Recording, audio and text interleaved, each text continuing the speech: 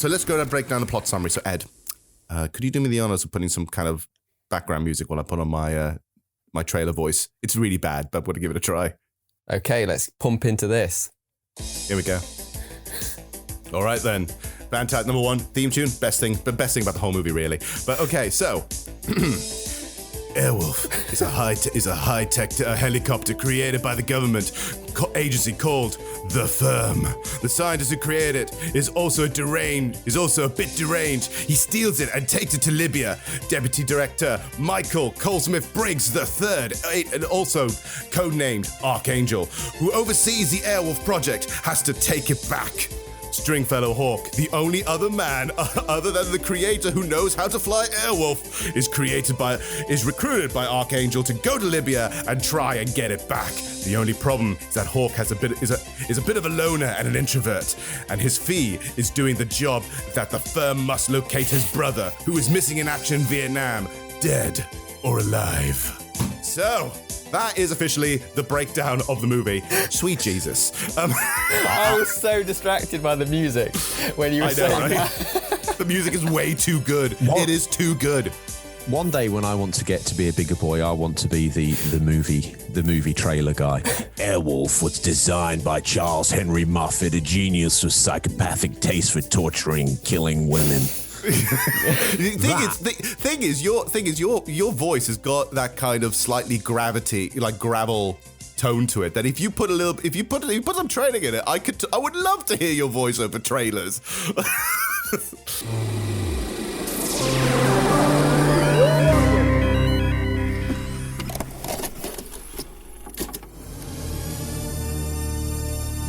You are about to experience trash cinema.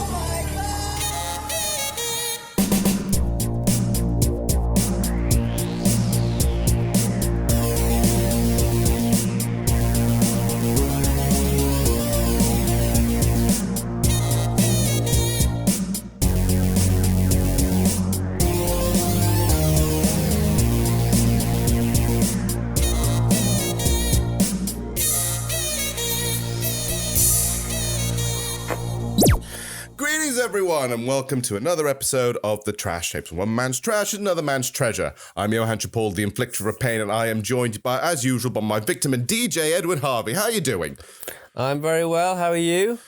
I'm doing all right. Let me explain something to all the listeners out there. We had a very unique evening last night as we, on our Discord, we do have a Discord now, surprise. We did our very first watch-along party of the movie we were about to review today. Yeah, what a way to start. Airwolf the Movie. I know. We're starting off with a banger, but there's a reason why we did that one. We didn't just pick it out of thin air, because I have a long list. The list has now grown to about 300, by the way. Every day I'm adding more movies. So you know that list I gave you about a week ago? It's out of date. Oh my God. It's like becoming an encyclopedia of bad movies, that list. It's really special. But the reason why we picked this one out is because we have a very special guest today, don't we? Yeah, we certainly do.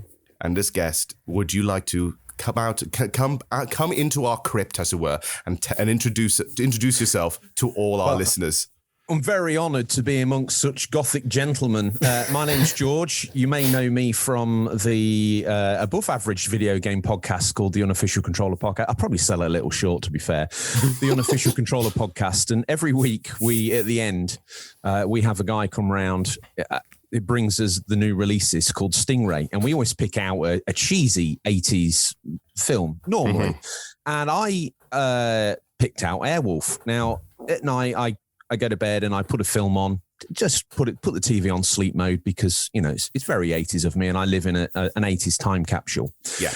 And Airwolf the Movie, which is the pilot to the series, was unlike anything I'd ever seen before. So I went into like a 15-minute sort of rant about what I'd seen, and it piqued Sir Harvey's interest so much that he was like, we've got to do this on the Trash Tapes, and we would like you to come on and probably share the pain, I would say, between all three of us, because the pain shared is a pain, well, I'd say halved. I don't know, thirded, isn't it? I mean, I'm not here for the maths, obviously. I mean, I don't know what I'm here for, but one would imagine to talk about Airwolf the Movie. Very interesting. I wondered if I'd I woke up the next day when I fell asleep and thought, was that a fever dream? Was that actually a fever dream? So I watched it again, and everything that I thought I dreamt was real. Yeah. It was a very strange experience. I've watched it 3 times now, but I don't want to rock the boat here, guys, but like a fine wine, it's starting to mature. You know, the first time you taste an olive, it's not very nice. 20 olives in, you're like, I can't get enough of these Italian little suckers. So maybe I'm on the outer limb of acceptability for the trash tapes, because I feel like Airwolf deserves a retrospective Oscar. Well, let's have it. Well, that's what we're going to now investigate today, when we actually look at a very unique and very special and actually surprisingly rare cut. It is the UK 18 edition version of Airwolf the Movie. We're being radar scanned. Bring a bull pop on the line. Gabrielle, don't get interested in Stringfellow Hawk. There's no future in it for you. What the hell is it? It's a Tu-36 Dodger. You see those air missiles? We've got 48 hours to recover Airwolf, or they're sending in the Marines. Weapons panels, right rear, set.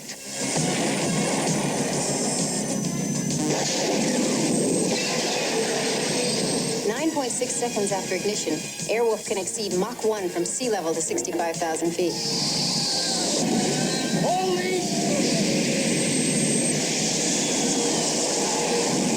Launching missiles. I have 4 incoming radar-controlled missiles. Rotary engaging. Missile impact in 3 seconds. 2 seconds. Airwolf, the most deadly war machine ever invented. In the hands of the most dangerous man on Earth.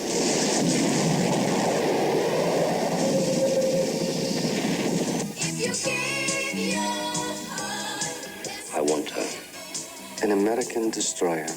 He's got Airwolf. For God's sakes, Moffat, they're Americans.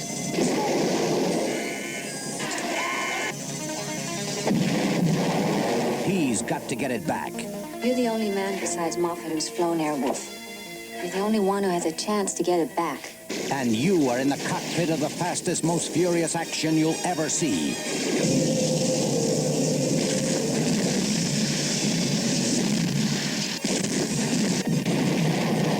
It's the mean machine that will rip your senses to pieces. Airwolf.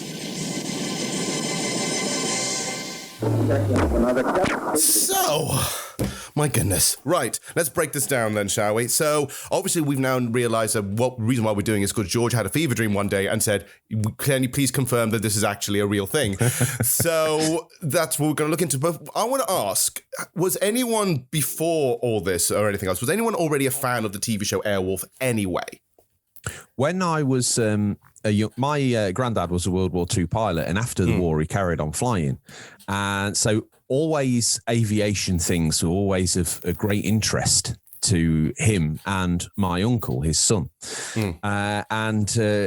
I remember that it used to be on quite a lot. I don't know why. My uncle kind of gravitated towards it. And I remember every New Year's at the house where Tom and I grew up and all the rest of the family grew up, we always used to have a fancy dress. And I remember my uncle making an Airwolf fancy dress outfit. Jesus. He had the black overalls on.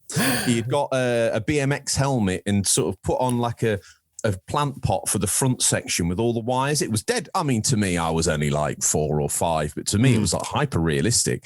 And that's kind of always sort of keyed into my sort of soft spot for Airwolf. I don't know now when I watch it, I think, oh, this is brilliant. But as we saw yesterday in the watch along, some of the actual techno babble that they come out with is some of it's rooted in fact, it was only on the 3rd time of watching when they were attacking the spoilers, the US destroyer. Yeah. And they picked up the destroyer off the back of its radar signature that it outputted. I was like, oh, actually, that's I never noticed that before. That's actually quite a realistic way of finding a destroyer in the sea. Well, you quite literally thinking like, oh my God, this movie that I thought was rubbish has now got extra nuance in terms of how realistic it was. Subtle. It's like a wafer thin ham. Individually, you can't taste anything, but as a whole, that's one hell of a porky snack. But you're thinking that's a lot of ham slices you have to get in order to get something tasty. Yeah, it's that really obnoxious sort of yards of skin you get in the Tesco pack. It's not very nice to look at, but spread quite thinly in a ham sandwich with a hell of a lot of salad cream, it almost tastes like salad cream. Yeah, that's about that. I think let's going back a little bit on that end. For me, I don't remember a lot of Airwolf. I think it's because maybe because I was more of a Knight Rider guy anyway. But I only remember episodes in passing. I remember there was a show called Airwolf, and I remember that they involved helicopters doing cool stuff. But I couldn't even tell you in any detail anything of any episode other than just a banging theme tune and that it had a helicopter that did explosions.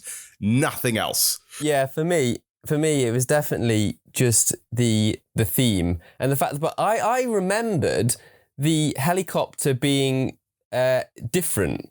It's like in your head, in your childish brain, you think that it looks like an alien kind of helicopter, like it looks completely different to a regular helicopter. But it pretty much just looks like a regular helicopter. That's not the point of Airwolf, is it? It's the point that it's got all these extra stuff and this is, it can go very fast and stuff like that. But the appearance of Airwolf, I thought, was very different in my mind.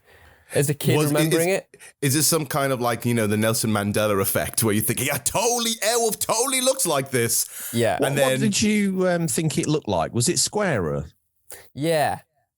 You see Blue Thunder's square. All right. Yes. Okay. And a lot of people get that confused, which I'm going to explain in a moment then, actually. So let's break down the facts. Clearly, we all have different memories of Airwolf. Actually, doing the research, like I said, I had to go deep into the dark web in order to find this research. It's actually quite surprising how the year 1984 was nicknamed actually the year of helicopters for television. Okay?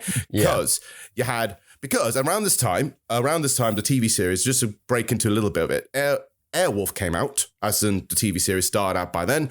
You had Blue Thunder, the TV series, came out then, which only lasted for 11 episodes. And then Riptide as well also came out around this time, which was another cop show with a helicopter in it. So clearly this was the trend that you needed more helicopters in your action shows around 1984. Yeah, so, you say that, but I don't remember ever watching Riptide. Well, you see, Riptide did not do very well either. It's like Blue Thunder and Riptide did not do very well. Airwolf trumped it in the ratings. And that was actually, according to a lot of people, according to the research, that was a surprise. They were really backing Blue Thunder because there was the movie Blue Thunder that came out first that did in 1983 that did surprisingly well, like really well for the time. And so they thought, a TV show based on that hit movie should be gangbusters. It should be great. It didn't. It only lasted 11 episodes and went off the air and disappeared off the face of the earth ever since then. Although some passionate people, but I'm convinced most of them are thinking about the movie, not the 11 episode series. The Blue Thunder movie, I had that recorded off TV as a kid, and I remember it was a little bit more mature in its delivery. It had like shades of RoboCop. I'm going out on a limb here, but I think that a lot of these films matured out of American men or young men that had been in Vietnam. So there was a bit of an appeal for the helicopter. It was either mercy from above or they were flying them, and a lot of the TV producers at the time had spent time in like the Air Arm or in the actual American military, either through conscription or through choice. So I wonder if there was just like this appetite for their kids or an appetite for them as well to see these, the next advancement of helicopter. Blue Thunder movie with Schneider is actually pretty good. It's a really good movie, actually. Yeah, it's like it touches on some 1984 Orwellian sort of like fears of what can be watched and what they can listen to and what they can do. And I think that's the main motivating factor for Schneider stealing it and spoilers for that one, parking it on a train track. Yeah, right at the end. I remember that. So good.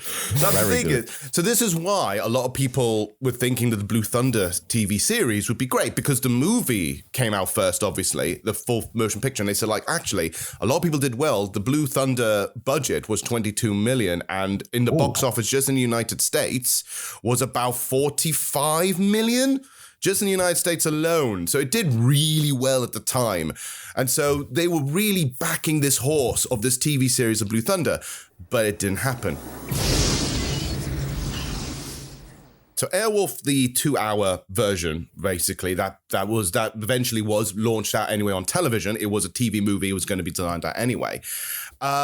They also heard in the pipeline at the same time that the Blue Thunder series was happening at the same time. So they panicked. And so what they kind of did is that they also filmed a lot of extra little tidbits, a few extra swearier bits, or in the edit, they extended quite a few things to make it more violent. Just in case that it didn't work out, they could do it as a movie that could put directly onto VHS, because of just in case if that didn't work, right? It's a VHS direct-to-video movie, so they can recoup any money that happened. Turned out it did great, and then it built up to there for about 3 seasons, and then a redo season 4, which had none of the original cast. Obviously, we need to talk about the cast. First of all, so obviously we got Jan Michael Vincent playing the lead, playing Stringfellow Hawk, which is, wow, what a name. That name is so on the nose. Because like he's a Stringfellow and he's a hawk, and he's kind of like, he plays like a string instrument, and he like flies. It's just like, how on the nose can you get with that name? It's brilliant. It's perfect, isn't it? Like that's such a cool name. Then you look at other cast members, other names from the show, and other cast members and that. You're sitting there going, that's not as cool as that. They came up with that one name first, and it's like, right, we're gonna play this along, I guess. True. Jan Michael Vincent was at that point in time the most highest paid television actor ever. Oh my God! Do you know how much an episode? I wouldn't even, in money in that time? Yes. I don't know, like 50K? More. 100K? More. 500K? Lower. I don't know. $200,000 an episode. God, what's that in today's money, I wonder? This is Friends money. This is basically Friends money. You know what I mean? Because Friends, and this is Game of Thrones money, basically. Yeah. Do you know how they had like $1 million an episode? That's basically the equivalency of that now. He was the highest paid television actor at that time, which is insane. Yeah, I think in my mind, rough inflation, I think that's knocking on for sort of $800,000 or $750,000 to $800,000 per episode. That's insane, isn't it? That nuts. Is phenomenal amounts of money, because one would imagine there's probably 20 episodes per season. If it's like a early US TV series, they kind of ran 22 episodes of syndication. So plus the movie, which can only be described as a tone poem. We'll get into, but yeah, it is fascinating that was a thing, and especially since we're slight spoilers, but looking at his performance, especially in this version of the movie, how he's done. And weirdly enough, we spent about 75% of the movie just giving the coldest stares, and getting that amount of money is amazing work. Do you think that, I mean, I didn't really check into him, what he did before, but is there something of real significant note that he was attached to or awarded for before, where they were like, this is a guy that can emote cold stares like nobody else in the business, and we want to pay crazy money for it? Well, weirdly enough, isn't this one of the last things he did? Well, no. This was one of the last one of the last things he ever did as a lead. Last things he ever did as a lead. Everything else afterwards, he was always considered as bit characters and fell into quite a lot of bad B-movie schlock. Like, for example, The Ice Cream Man, which is a horror movie about a killer ice cream man. He plays a bit character in that. My God. I love The Ice Cream Man. That's a trash tape. That's totally that. He also starred in a lot of like bad TV movies such as Jurassic Women, Lethal Orbit, and going through a whole bunch of other pieces of tomfoolery. When I had a little digging around myself, I looked into him, and he actually had a lot of sort of scandals and stuff, didn't he, to do with like drugs and cocaine, and that's one of the reasons like the show got cancelled, I think, and then it came back without him. Is that right? Like, because he wasn't in the... Yeah. There was like, he used to get into like bar fights and stuff on like drug fueled like rages. Maybe the line, maybe he's just a really amazing character actor, and the line between Stringfellow Hawk and John Michael Vincent just became so blurred that he took out that Vietnam pent-up PTSD rage through cocaine, drink, and bar-fueled fights. I mean, it's a scary idea, that is, and that actually caused the show to end. He basically admitted that he was suffering from immense, really bad alcoholism and drug abuse around this time. To the point that he basically said he used the drugs to keep awake and the alcohol to make him sleep. Wow. Which actually, if you read between the lines, it means that every single time he's on air in an episode of Wolf, he is coked out his brains. This explains the dead-eyed stare. This now totally makes sense because he's just he's either drugged up or drunk up, and we don't know which one he's going to be in today.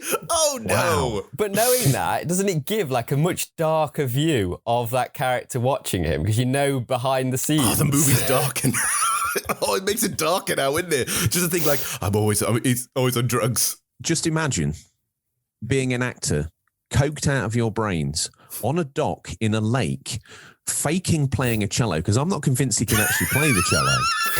Okay. Absolutely high on a confidence drug, probably thinking he can play cello. Imagine the non-audio clipped version where he's just screaming on this thing, making it sound like a wailing banshee. I just like you say, I think that's probably one of the darkest mind images I've ever had, because often when you watch a film, you get sucked into the world of it and you think you're watching the character. But if you take yourself out of it, there was 4 or 5 people, well, more than that, 20 people, one holding a mic boom over him, one filming it, someone else holding the camera gurney, the director like watching, like, act now, action. And John Michael Vincent, probably got white powder all across his top lip that is obscured because he's like face side to the camera. And how are they thinking that any of this material is going to actually clip together and become maybe this is the answer, a sensical production? Maybe that's why. I guess so. I to be honest, that's now made my viewing, maybe by the changing of this review now, oddly enough, completely different. It's now, I'm not saying I'm going to still like the movie, but I'm going to sit there thinking like, this explains so much. Like, we found the reason why I had problems with this film. Yeah, so you got other people as well. You have Ernest Borgnine, who's also been playing Dominic Satani, which is obviously who's basically like the mentor role, and he's had a very historied career of doing a lot of character work, and he's been doing that forever until his passing. I think he died at the age of 95, along the lines of that. Wow, he lived a long time. He actually was working.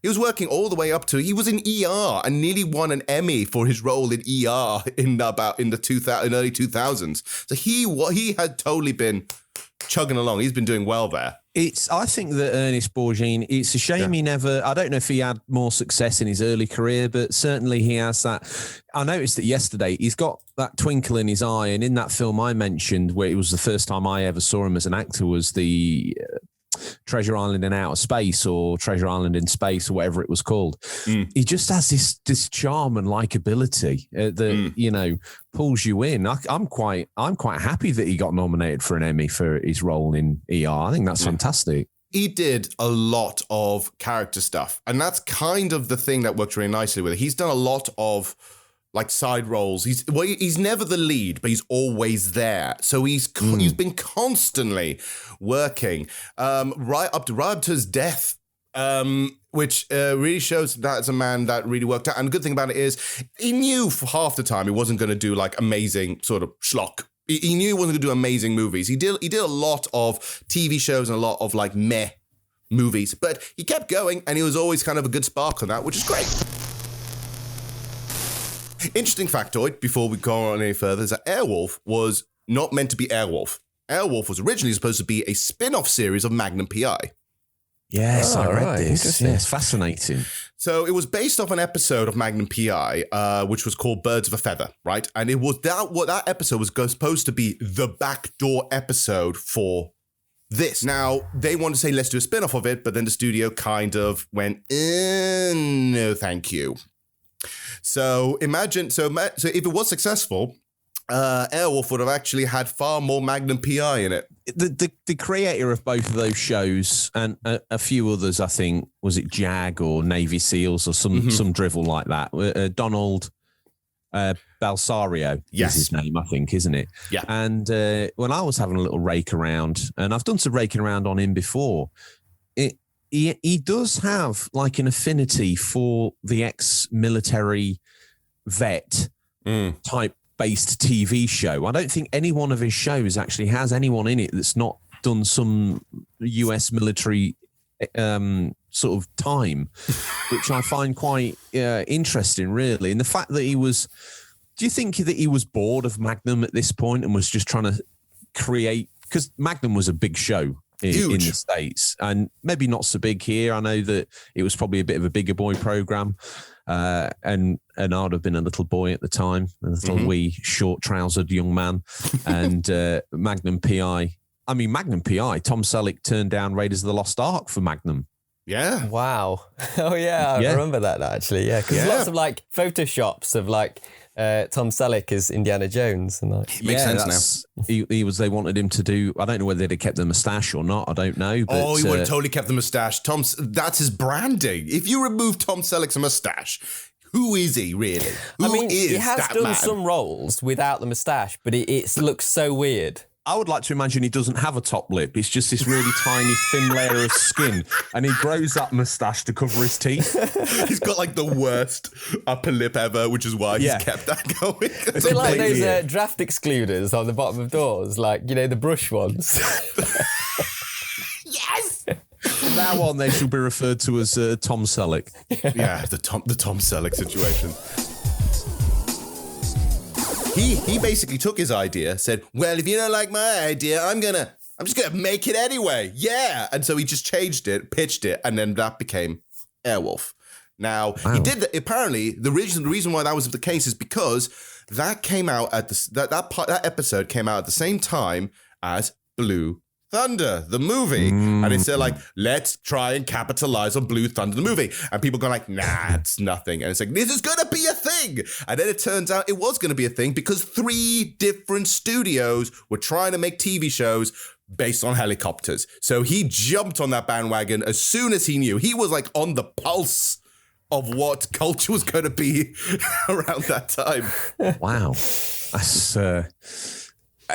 I mean, like I say, I don't know whether, I said it earlier, I don't know whether there was like a vein that they'd tapped into off the back of Vietnam or whether helicopters were like a cutting edge. I mean, they were quite a cutting edge flight vehicle at the time, really. They'd been developed in the late 60s, early 70s. They really started coming of age by the time Airwolf came out. I mean, it's based on a real helicopter, which I'm sure we'll get to, but, you know, it was very aerodynamic, very slick looking thing, very... Airwolf, Blue Thunder was like the complete polar opposite. It was very square. I always saw Blue Thunder as almost like the Ed 209 to Airwolf's RoboCop in its style and aesthetics. You know, very square edged, and Blue Thunder resembles more like a modern day Apache gunship. It's very, very workable looking thing. You know, you could see it existing. Whereas Airwolf, I don't know, because it tried to retain its I mean, this is going into the lore of the show, but obviously it sucks its weapons up into its body and it sucks its cannons inside itself. So it can be a supersonic Mach-capable helicopter which technically probably isn't that possible, but, you know. Yeah, because isn't it right that if you really think about it, there's nowhere for those guns and stuff, there's nowhere for it to go. Like, you know, if it's got to have the landing aspect, like the landing gear and whatnot, there isn't actually a place for all that weaponry when it's concealed, if you look at how it's built. Yeah, so basically what that was is that a lot of the ideas, it was based off a Bell 222 helicopter. Yeah. It was based off that, which is a twin turboshaft helicopter that was traditionally produced just for the civilian market, like in medical emergencies. It was based for that, basically, right? It was inspired by that, but then with them saying, okay, so the actual helicopter then morphed into it. They had a little extra bits based off that idea, and now what that model was used for Airwolf. Now, there was still no room for all that stuff, so a lot of the time that was literally just pasted on with just props. It was just like cardboard cutouts and extra bits just pasted on underneath, because they couldn't actually physically mold a lot of the stuff, because otherwise it would make things too heavy, awkward, slightly unbalanced. Yeah, because a lot of it's seen in close-ups, isn't it? When the missile things come out and stuff like that. So it's like you don't actually always see all that stuff out in a wide shot, do you? No. Don't forget their nuclear-tipped strike missiles. How could I forget, George? How can we forget that? How can we forget something that's nuclear-tipped? Bit of a side note, but Knight Rider the movie, which is the pilot, which is a movie much like Airwolf. Yeah. Have you guys ever seen that? No. I think I did, but I think I saw it where they launched it out, not as a movie, but they cut it up into like 2 parts to make it like part of the season. I think that's how I saw that.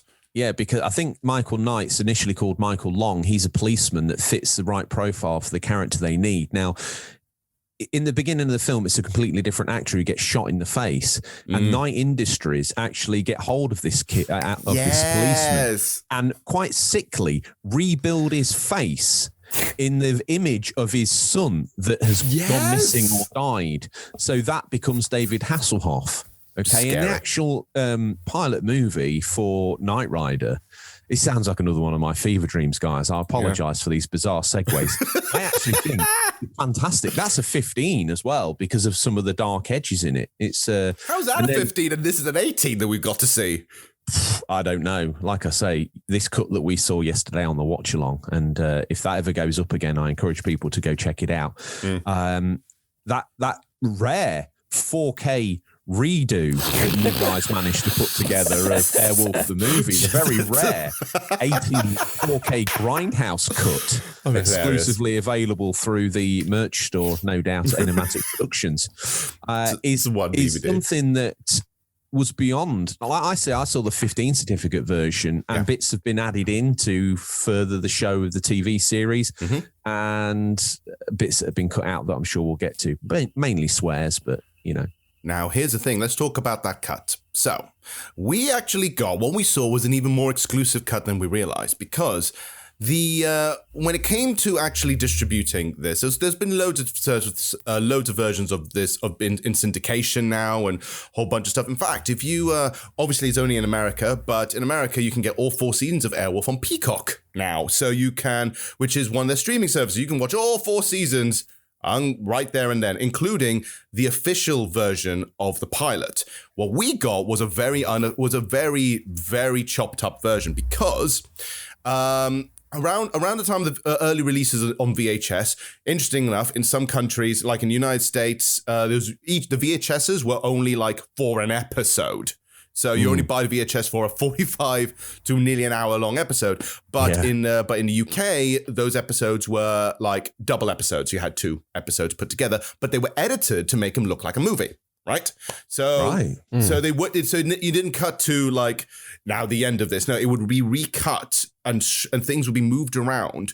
And sometimes it weren't even in coherent order of like episode 2 to episode 3, be episode 4, now episode 5. And they edited together to make it into a coherent movie. Now, the version we saw on the watch along was mostly an exclusive to the United Kingdom. The United Kingdom got an 18 certificate cut of the pilot, which was a standalone film where most of the scenes were reshuffled or reworked. They removed most of the continuity ties from the TV show, which is what you were mentioning along, and also incorporated footage from one of the first episodes, which was Mad Over Miami. Right, so in of itself, it also had a little sneaky few little scenes from there, with all the profanity that never reached the aired version. Although apparently the pilot episode was actually shown in theaters in some places, like Indonesia, which is really random. There was a big market for that, like violent 18 certificate like action movies, and in the early 80s, wasn't there? So it's kind of we may as well bump it up a little bit to make it fit into that group. But this is the weird thing. This cut is pretty much UK exclusive. Everywhere else after that was people who nicked it afterwards. So this was what we saw was the very kind of rarer now 18 UK cut of the pilot episode. There was a version of that came out around 2011 on DVD, which was nicknamed Airwolf the Movie. And that must be what I've got. Which was a fully restored version of that episode, of that whole thing, the whole 2-hour pilot episode. Then in 2016, they did, around that time as well, around 2000 to 2016, then they relaunched that again, but this time they have, in a weird way, they left all the profanity in, but they kept all the scenes from the TV pilot episode. So, in other words, then, it's the longer version with more explosions and more swearing in it, and that is now considered the ultimate edition. If this has got more cuts than goddamn Blade Runner at this moment in time. Perfect. It's interesting though. It's like an interesting curiosity piece. Then the one we watch is perfect for our show. You know, I cannot wait. Honestly, boys, if you don't clean that image up a little bit more, but leave some film noise, redo the audio just to bring that level up a little bit. If you don't put that out on Enigmatic Productions as an exclusive Airwolf Enigmatic Productions cut, you guys have no longer, well, you're not human, you're immortal vampires, as we know from my podcast. But, yes, you are no longer immortal vampires. This is a thing that needs to happen. I would pay hard cash for a Blu-ray version of your cut. And I will lend you I will donate my DVD so you can add in the footage for bonus scenes, because the scenes I saw. Do you want to talk about that now, or do you want to talk about that at the end? I think this is now the perfect time to talk about the alternative things that were removed. So what did you actually get to see in your version? What I saw in a section, there's a bit where Dom or Ernest Borgnine comes over with the shopping, and they unpack it, and it kind of glossed over it in the cut that we saw yesterday, but they kind of then get in Dom's helicopter and disappear off. Now they go to, obviously one of the mind images that I always had as a kid of Airwolf was the Monument Valley, the Valley of the Gods, where you've got those strange geological structures, mutes and bessers, I think they're referred to, which are like eroded volcanic plugs. Now, one of those was hollow that they actually lowered Airwolf down into. It was almost like the bat cave for Airwolf. Yes. During that, because in the film, you saw them coming back and landing on the pier again. In the cut I have, they go off and they scout out somewhere to hide Airwolf when they bring it back, because they're going to use it as a bargaining chip. The scene where Jean-Michael Vincent and the lady, forgive me, I can't remember her name, but plot device A, when she Gabrielle, forgive me, when she goes upstairs looking for an art lesson, that the swearing in there, or the cuss words, I would say, that's all missing, and the version that I saw was a little bit less rapey. At the end of the movie, there's a scene where, because it sort of ended with a fade to black, didn't it? Of them sort of going off, heroes surviving, not really knowing anything. In the version I've got, they meet the Colonel Sanders back at his cabin, and he has his artwork back. Without revealing too much of what we're going to speak about in a moment, he has his artwork back and a file, because one of the things he doesn't want the money, but he wants to find out what's happened to his brother, and he gets Colonel Sanders' CIA, which they call the firm. I don't think they're maybe allowed to say the CIA, the firm's file on his missing brother, and that's where Stringfellow details to them that he'll be keeping Airwolf. Mm-hmm. And he'll be using it for good purposes, but he doesn't mind contracting out to the firm every now and then. But he's built in this auto-destruct. Now, apparently, unless... I need to remember if this is correct, because it does sound like an awful inconvenience. Every 15 minutes, unless Stringfellow Hawk sends a message to Airwolf, it will self-destruct. So how he organises that during the night time, how he organises that during the day, like he's out playing his cello and it's like, oh, crikey, probably best do another line of coke and text Airwolf so it doesn't explode. I mean, what sort of an inconvenience in life is that? You know, you're out with a girlfriend, you're like skipping down, you're having a picnic. Like, what are you doing? I need to walk to that payphone because it's the 80s. I don't have a mobile. I need to dial Airwolf just to make sure she doesn't explode. Like, can you not wait? No, I've got to go now. I'm already pushing it as it is. I've got to run. It's not a cool look for Jean-Michael Vincent. His side parting is not subject to running, I don't think. I don't think it's the sort of thing that stands up to a run. I feel like I think I know the tactic for it. Do you know one of those weird like little things where it's like the bird that keeps dipping, right? Like that. You know, one of those those little things. Yes. Yeah. I think what it is, he's got one of those that he puts on a phone, like it puts on a dial phone and just presses the button, and it's like that's there every 15 minutes. I can relax. There's no one touch the dipping bird. No one touch it.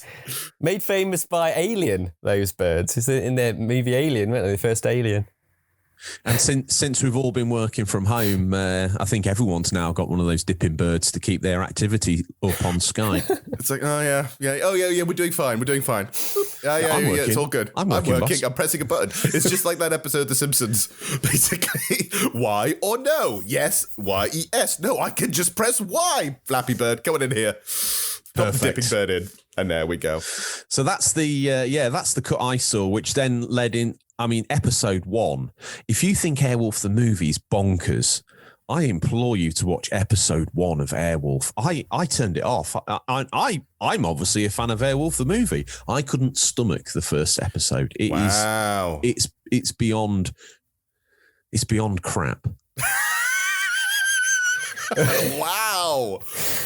What an endorsement. Everyone. So, do you mean that you couldn't then watch the rest of the series, or did you just not like episode 1 when on your rewatch? I watched the movie and thought, my God, that was terrible.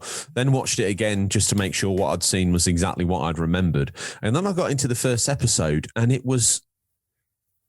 it's just so far removed from the formulaic sort of Knight Rider style. I still think Knight Rider holds up. Some of the storylines in that are quite dark. They go after heroin dealers, there's like kidnappers and other bits and bobs. And one of the real guilty pleasures for me of Knight Rider is they have like music of the era, but because they don't want to pay the full money for it, they do like a instrumental reversion of it. So like they've got Fleetwood Mac Dreams on there that they've reworked with synth, and it's actually quite like a beautiful capture of its time. Whereas this Airwolf the movie was Airwolf the episode 1 was about some blonde-haired kid in China, I think it was, who was like living as a street urchin, who knew Chinese, whose dad had been an Air Force pilot, and the plot was just so congealed. Imagine if that was like, let's say you never saw the pilot movie, it never aired in the US, and you sat down, you're all hyped, you know, this Airwolf thing sounds good, and you sit down and you watch this, you'd be thinking, this isn't very good at all. I'm surprised it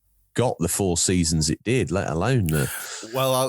I'm just to wrap up before we go and talk about the movie, let's talk about the production of this, because season 1, reason why it's like that was originally supposed to be the more mature thing, because around this time Knight Rider was coming in. So first season 1 was the more mature season, right? He wanted to be like, I want this to be really about espionage. I want it to really be about a particular thing. We're looking into like the Chinese and the Russians, and we're really, really trying to do a proper espionage show. But then seasons 2 and 3 came along, and the reason why that happened is because they wanted to improve the ratings because they were spending so much goddamn money say on this show that they're saying, well, we need to broaden our appeal. So, to improve the ratings, they actually brought in a female character to bring in to broaden the taste, right? Which they brought in a female character, which is the addition of, I think her name is called Kathleen O'Shaughnessy. Never remember seeing this thing, but she brought in the female demographic, basically. However, the changes were then proven to be unsuccessful at that point. So in other words, halfway through season 2, they still kept it going. But the thing was, then they started to change even more so the plot. So now they were focusing on being like, instead of being like this big espionage thing that would last an entire season, it would go like, right, it's bad guy of the week, just like Knight Rider would be in most cases. So they translate. So basically, they start to copy Knight Rider by that point, and that became its downfall because Knight Rider overall just had better charisma, was just better produced. It was just a better show. So it never really brought that into it. And then obviously certain things happened. So halfway through the show, the Donald Belisario actually left halfway through season 2. Through near the end of season 2, he left the running of the show, and then it gave it, ironically, to one of the former directors of Blue Thunder, the TV series, to finish off the other season and a half. Wow.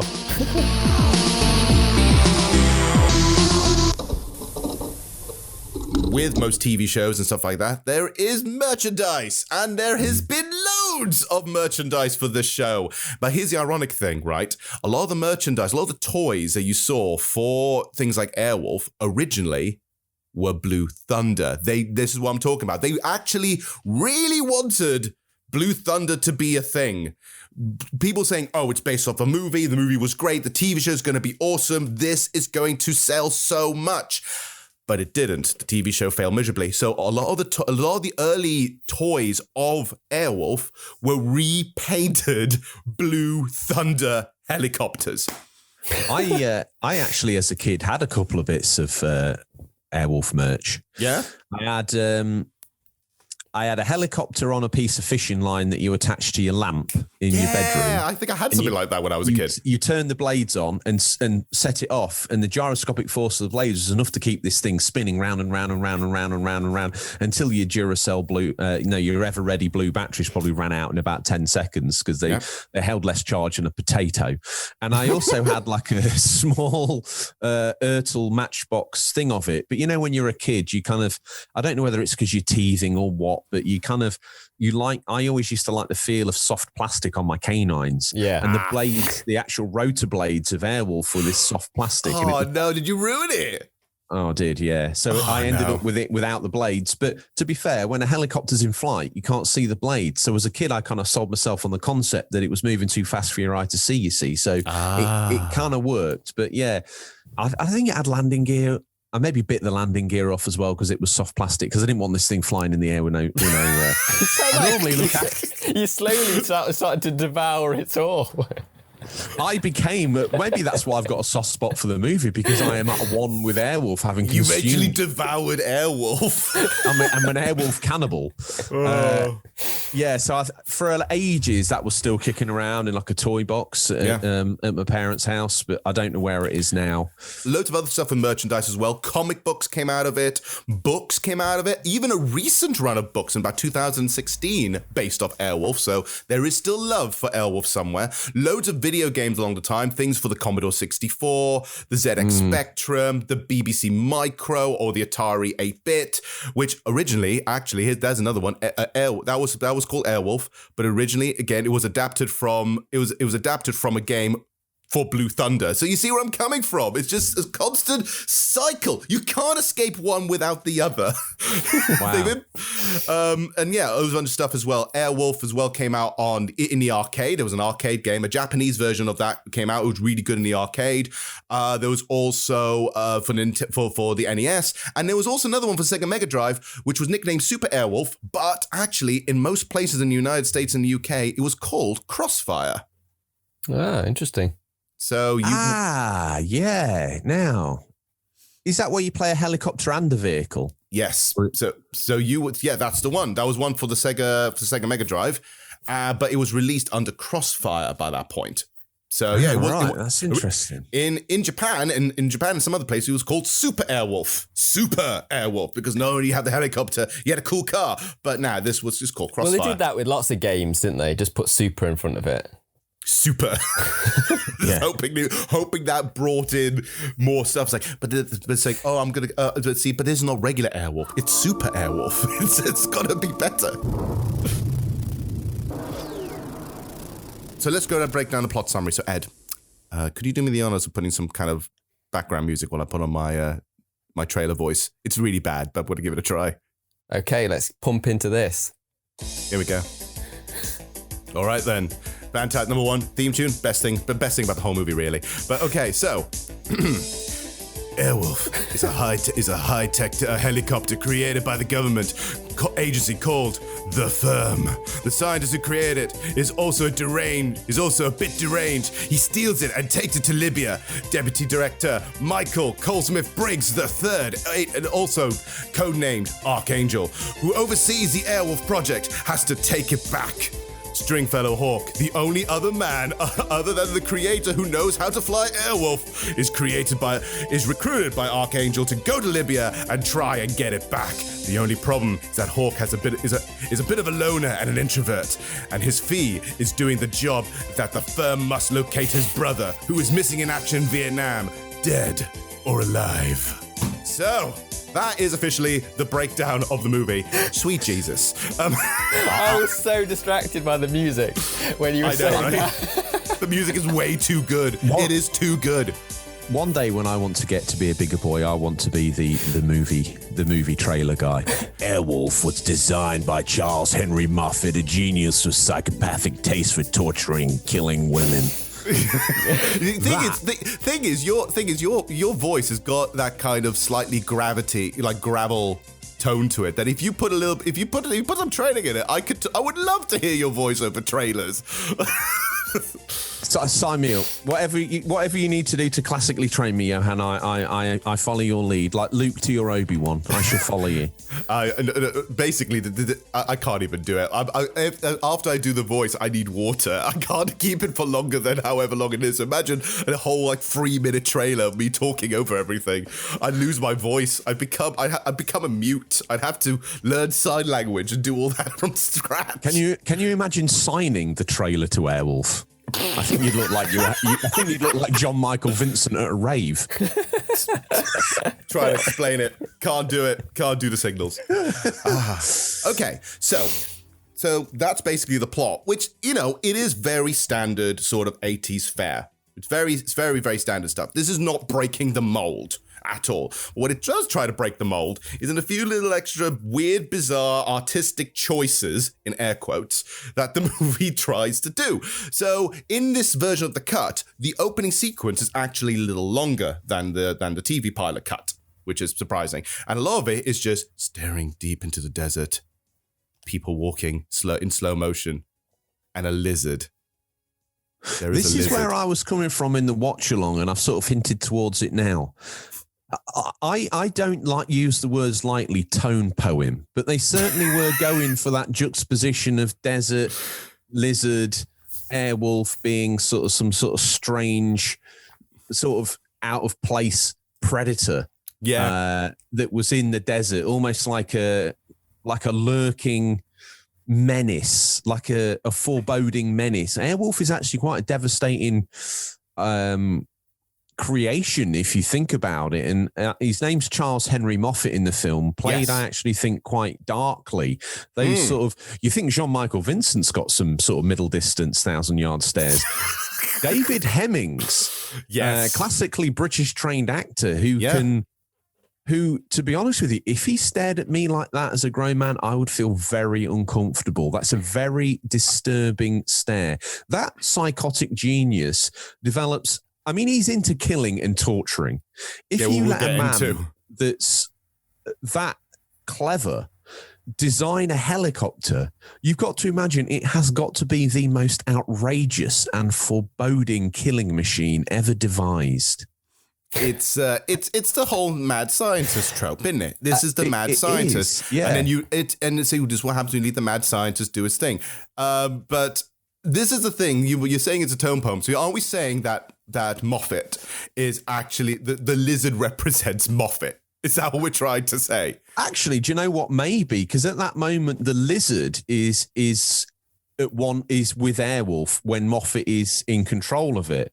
At one with Airwolf when Moffat is controlling it. Later on, that imagery is gone. There seems to be a lot of desert in there when the series actually aired. It was based around Monument Valley, and there was a lot of desert imagery in the stark contrast of the yellow or the white. I'm overthinking it, guys, but you know, but this is great. This is great. All films and all art are like the Emperor's New Clothes. It's basically a flat delivery until someone gets behind it and raises people's opinions and perceptions of it to a point where someone goes, that's actually art, that's genius.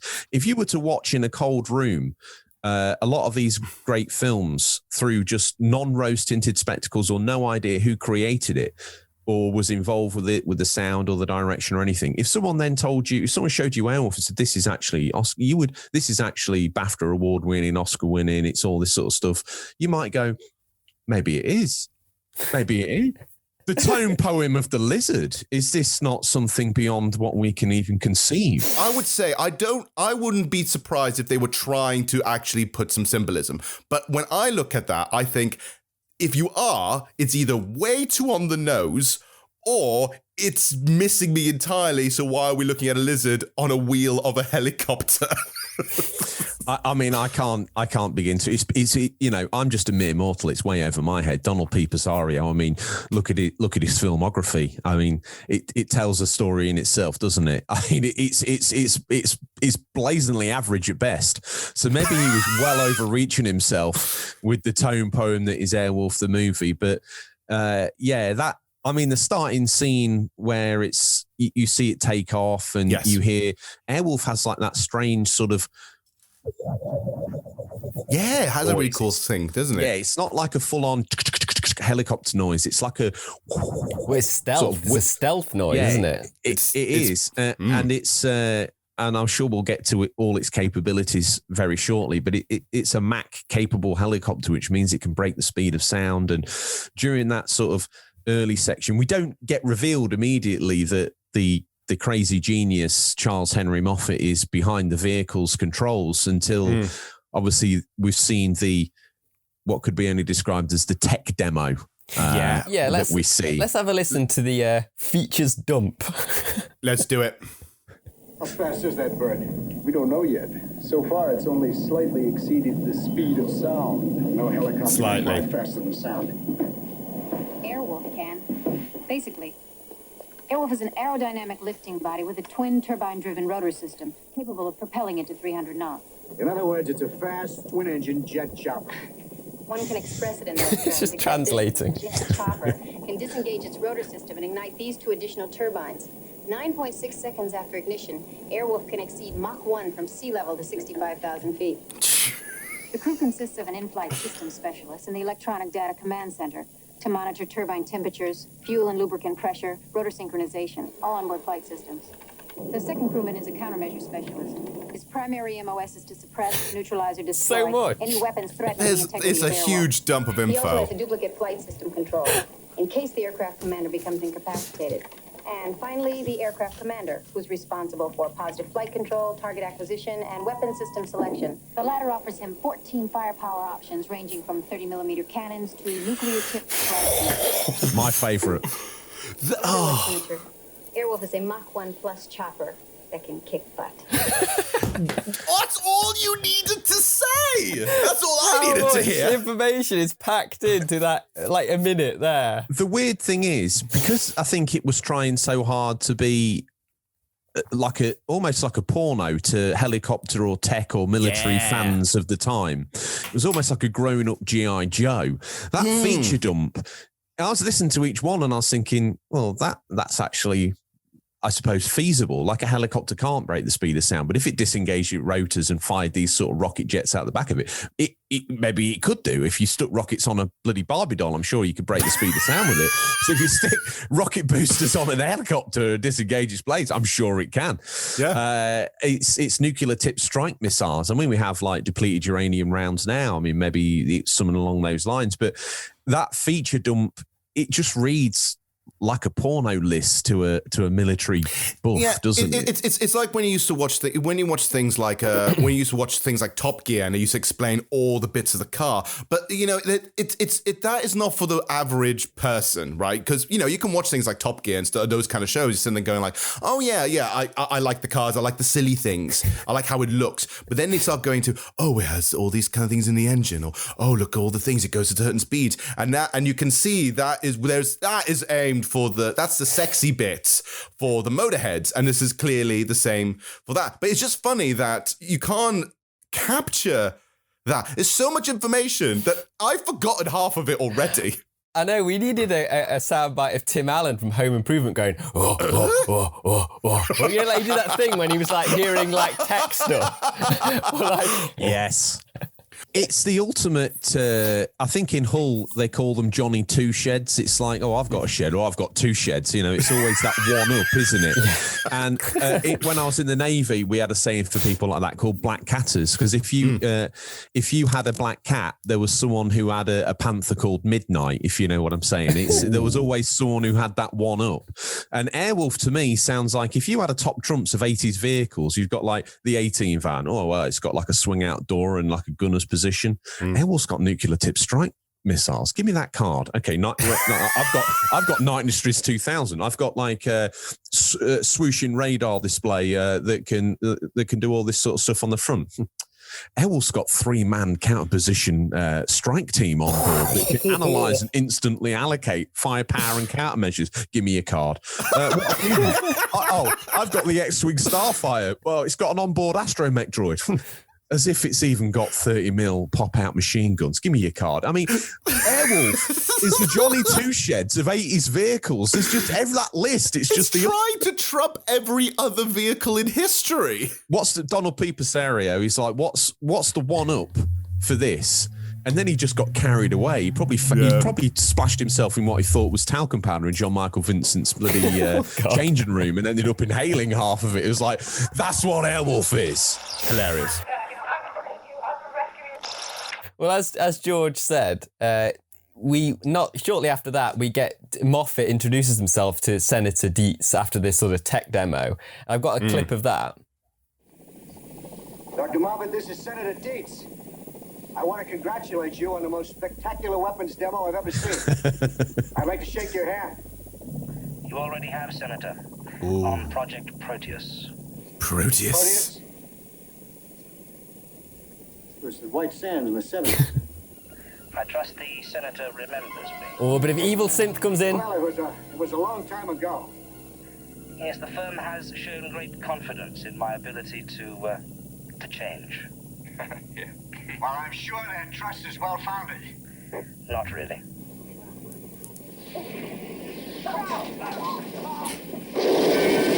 And here we go. This leads to the most, I think, one of the first reasons why I can see this as an 18, because they kept this death scene, well, not death scene, this whole thing where he just goes and blows up the training facility is by far so much overkill. Oh my goodness. One thing that kind of piqued my interest in the 3 times that I've watched it in the last as many months is that David Hemmings, when he's like, you showed some great... you already have in Project Proteus. Like, what was Project Proteus? White Sands, it almost sounds like it's like UFO tech and he went a little bit mental and killed a grey or something. I mean, I don't even know. I would love to know the backstory of Project Proteus. Unfortunately, we never find out.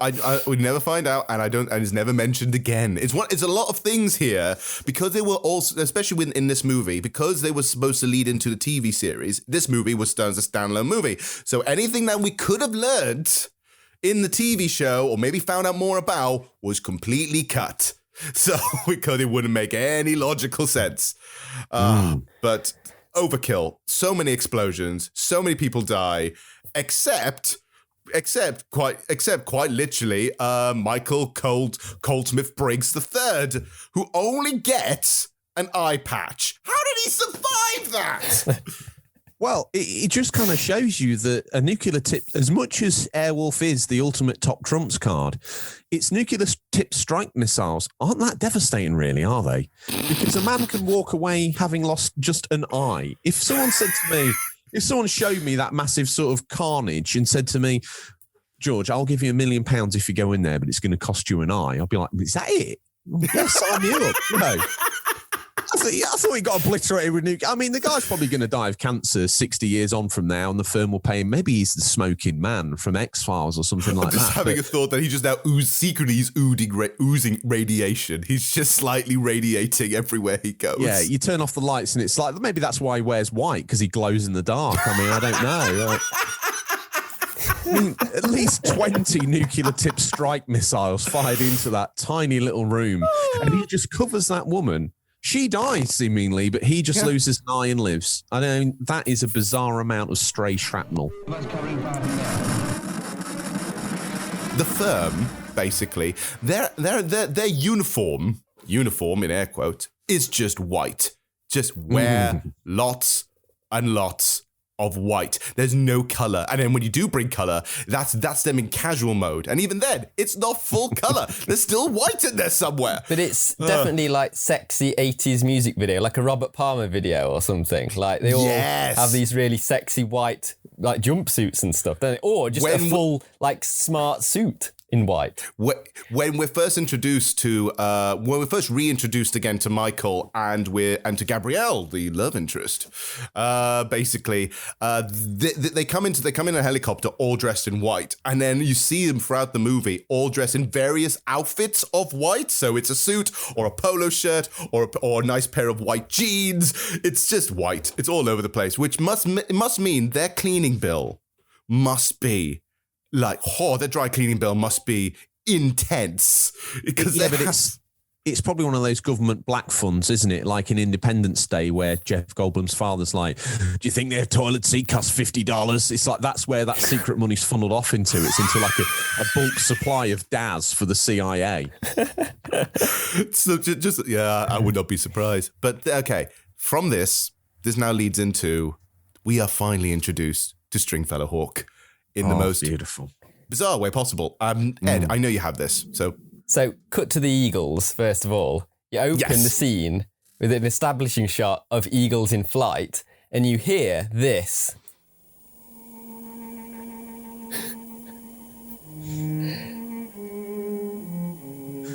And then the camera slowly goes to Stringfellow Hawk, playing this beautiful string instrument, the cello. And as he's watching the bird fly in the air, he is playing I would love to show you this scene. He's playing the cello and silently crying. So in the version we watched, didn't you see tears? It may have been on his face a little bit. Or you couldn't really tell from that VHS rip, but... Hell no, but you can. I just love that this is why I think you've been swooped into it, George, about saying this has to be more artistic, because this bit doesn't make much sense. He is surprisingly cultured for the kind of character that he is, if that makes sense. So you're saying there must be more to this. There must be more to the eagle thing. There has to be more to why he's playing the cello. I just wonder if it's, in an attempt to make it look a slightly more sort of articulate and intelligent film, and to try and give the characters a little bit more nuance, they've gone with these, I keep joking and referring to them as tone poem, but these sort of metaphoric style shots that try and add some artistic credence to I mean, ultimately, maybe Belisario thought he would let this all hang out, because he probably thought, well, they didn't let me have this during Magnum. They're probably not going to let me have it off the back of this because it's too edgy. So I'm going to go, he probably put a beret on and and went full sort of director mode in this and thought, well, this is my magnum opus. I've always wanted to do a helicopter sort of movie, and this will be the one I take to the grave. It's my proudest work. Maybe for a TV producer stroke director, this is the very high level of scum on the side of the bath. And to him, this was like his thing that he'd always wanted to make. He wanted to show his chops off. The tone of the film, I think, as we've mentioned, is all over the place. It's knowingly joking. At the same time, it's trying to be knowingly serious. The firm talk to Stringfellow. They go in, and obviously they're going in, looking into his log cabin, and first of all realizing that there's a whole bunch of paintings in this log cabin that are proper fine art. Which is officially fine art, which in of itself, in this version, that storyline is completely scrapped because obviously it doesn't make sense realistically, because the ongoing battle for the art is actually something that keeps going throughout the series. So, is it? This is one thing that I thought I dreamt, because in the version I watched, we kind of rambled through a lot of the films, so we missed probably some of the finer points. But it's alleged that all this art, which is like pictures of self-portraits of Van Gogh and proper European masters' fine work, the museums have got the fakes, and Stringfellow Hawke's grandfather has collected all the real pieces of art. So these are all the legit ones. And all the museums in Europe have got the fakes. And Stringfellow Hawke's grandfather collected these to show his love for his grandmother. No explanation as to that he was like a crazy art thief, or maybe where did he get the money from?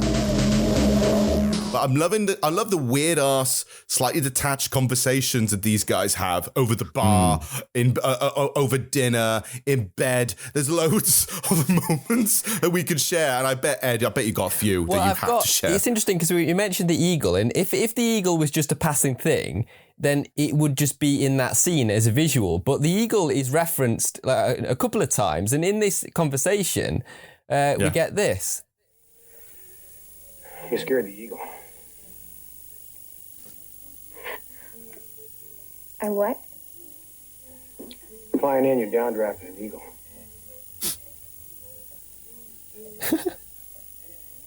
I'm sorry.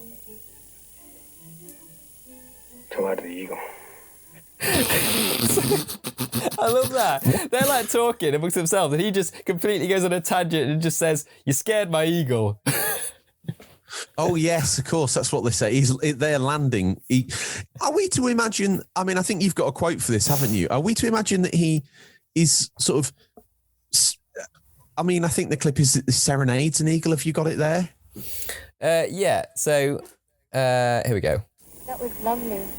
You know, it's obvious you studied with Coulter. You seem to know everything about me. I don't. I knew you played the cello well. I didn't know you serenaded eagles. I mean, that's later on in the movie, but yeah, we can play it there.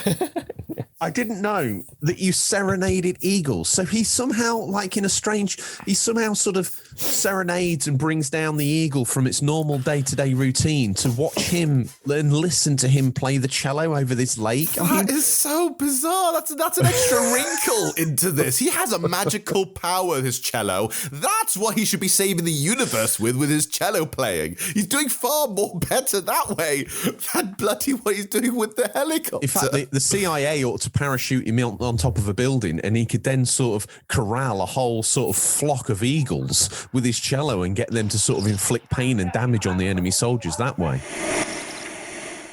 But during this section, it's kind of intercut between meeting Dr. Moffat. Yes. Getting fully like sort of relaxed in his new his new location. And there's a bit where he kind of like is like talking about, is there a vulnerable aspect of Airwolf? And there's an interesting thing where he does a Russian roulette thing with the fuel. Is it the fuel intake? I've got a clip of this. Here, this is the mid-air refueling intake. Now, one bullet up there, and the whole thing will blow up. So by this point, he gets the gun and just shoves it in. It's quite sexual. It's disturbing. You always have to shaft something into a hole. But not, I guess, today. So he's playing Russian roulette with that, and he's all the whole time he's eyeing up the guy. I actually find his presence, the way he sort of manhandles that gun, and like I've always been quite fearful of. I've always respected guns, be it as a kid. If grandparents have gone on shoots and bits and bobs, and they've had guns around the house, and I've always learned to respect them. So when I see someone mishandling one like that with actual rounds in it, I always actually find it quite scary, because he's sort of 1,000-yard stare as he sort of plays with it. He sticks it in Airwolf and shoots it. He's trying to shoot that coin out of that guy's hand in the swimming pool when we first meet him, when he's in his full chic robes, isn't he? When we first cut to him. And it's a great way of showing how sort of, to me, as a kid, I'd have been terrified by that. And maybe that's why he got a bit of the 18 certificate as well. I don't know. But his sort of slightly portly look to him, he almost looks sort of ill in a way, doesn't he? And he's a bit diseased. And the way he kind of portrays it, I actually find him quite menacing. Oh, he's very menacing. That whole thing where he's sort of, as you say, he sexually sticks that thing in Airwolf and cocks the trigger. And I'm like, actually, this is quite dark. You know, he wants to run that risk of dying at any moment, doesn't he? Because he'll quite often pop the gun at his own temple and pull, and it doesn't work out. And run the risk of exploding goodness knows how many litres of fuel and nuclear tip strike missiles on Gaddafi as well, with a K, because saying actually Gaddafi would be a little bit naughty, seeing as it was based in Iran. Gaddafi's summer palace to smithereens. Moffat, dangerous. The movie is very weird to me. The way it's edited, to me, got me, I'm going to admit, quite frustrated, because there's moments where it cuts between Stringfellow trying to be recruited. And there's and to me, all the weirder, funnier moments are from there, right? Like the weird, somewhat bad, kind of weird moments are coming from these moments. The other parts are either Moffat staring at people really, really, really intimidatingly, or really cool things with a helicopter. But they are, for the longest time, they are so detached that I like it almost gets you to the point where I'm thinking I'm getting annoyed at it. I want to get to the fun bits with this guy. What's this guy got to do with this guy? Yeah. I mean, just as a little bit of context about get a feel of like how the Moffat stare is, how intense it is. I've got a clip where there's a bit where he is staring at the dancer in the bar. Yes. And this is what the music is like. So you got that first, but as the dancer is staring, but he's staring at her, and it goes to a very menacing dread synth. And it carries on, and it's his face just staring at her. And it's like that. It's really scary. It's like a horror film.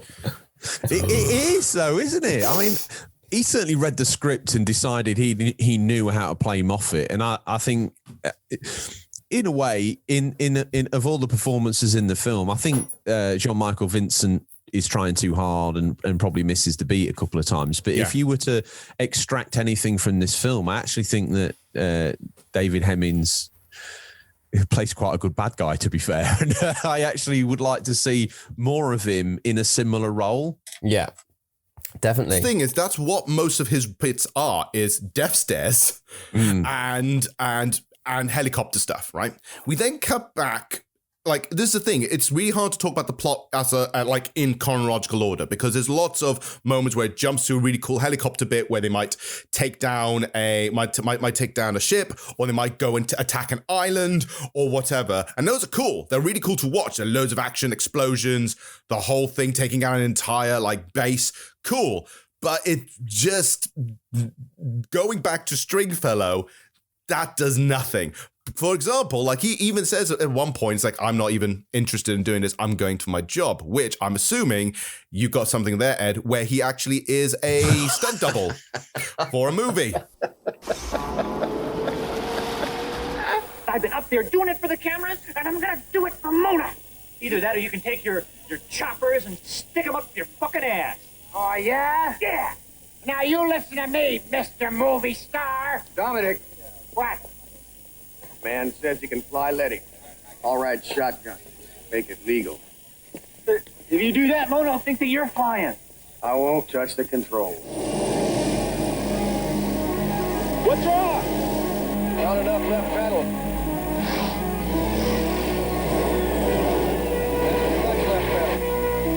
What the hell is that stuff? Well, it doesn't have a name. You don't normally see that unless you watch the tail rotor. Hawk, I'm in a land now. You're the pilot. You can back me a little if you want, Hawk.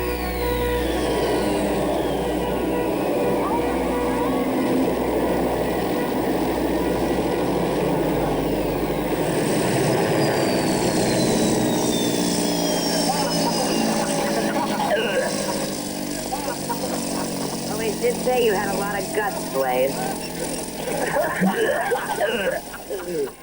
Oh, throw up joke.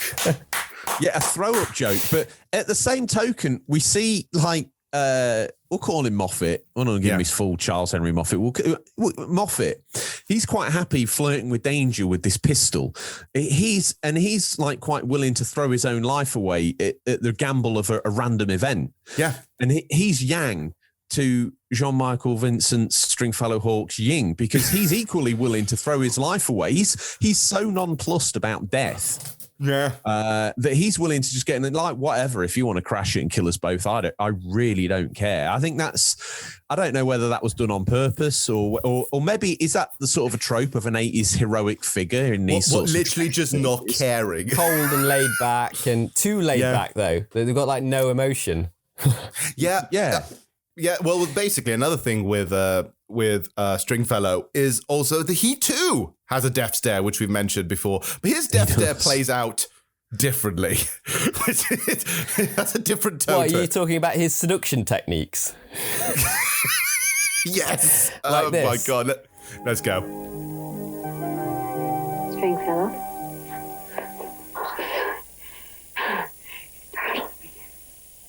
At this point, he's naked, by the way. He's totally in the buff. Looking at your collection. It's incredible.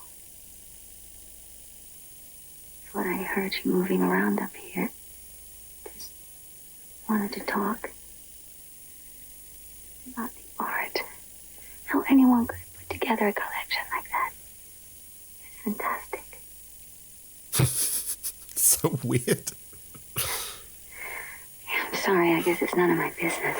He's just staring at her the entire time. There is no communication here. There you go, at the end of there, you didn't come here to talk about art. And then he pushes her onto the bed, and then I've got another clip of that. It gets quite rapey here. This is what you came here for. No. Archangel's worried I won't take the assignment. Perfect You're here pillow to talk. fuck me. You're wrong. You're a liar.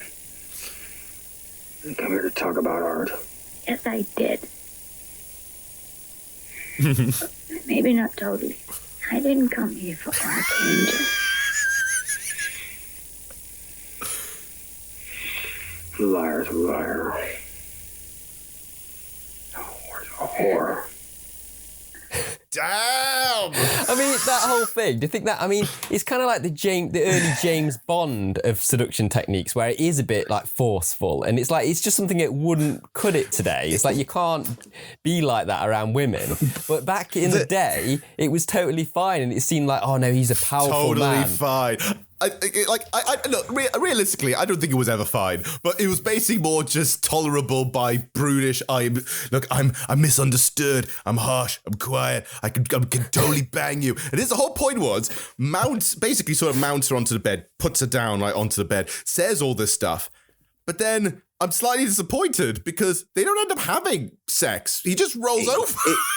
In the cut I saw, it fades to black, insinuating more along the lines they had sex. Whereas this film, as you say, he rolls over, and it feels like, you know, either he's very, as is in the watch along, Johnny Two Pumps, as you called him, Harvey. I don't know whether that's Two-pump chump, that's it. He's a two-pump chump. I actually got that saying off Bobby, by the way, the other host of Unofficial Control. I heard him say that. That's where I've got it from. He's a two-pump chump. But the Fade to Black, I felt, was more classy and added, the 15 certificate cut I saw actually added more to the sort of credence of the scene.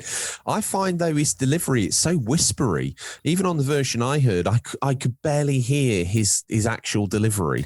In that scene especially. And it's lit like a horror film. It's all like very heavy silhouette, like backlit. So you just got the outline of the characters. Yeah, weirdly enough, that scene didn't feel seductive at all. You're sitting there going like, I'm concerned for her. That is how I interpreted it as well. And we also get a little bit of context about why he's so weird around women. I've got a clip of that, so I'll play that and then we can talk about that. Gabrielle, don't get interested in Stringfellow Hawk. There's no future in it for you, or any woman. Why not? When he was 12, he and his parents were in a boating accident on the lake. They drowned. Just before he shipped out to Vietnam, he and his girlfriend were in a car crash. She died. In Nam, he and his brother went down on the same mission. He got picked up, Sinjin didn't. Stringfellow is afraid that anyone he loves, or might love, will die. Damn. It's a really dark bit of like insight of his character, but it's very typical of like a protagonist, isn't it? The thing is, a lot of that stuff is very similar for quite a long time, to be frank, until about maybe 25 minutes left of the movie. So for an hour or so, we get this. They don't even really talk to each other about stuff about this. They don't interact in any shape or form until finally they realize that they do this really horrible, weird explanation where that strip joint, they say like, oh, women are mysteriously disappearing like on a daily basis. So let's send Gabrielle, the love interest, over, shall we?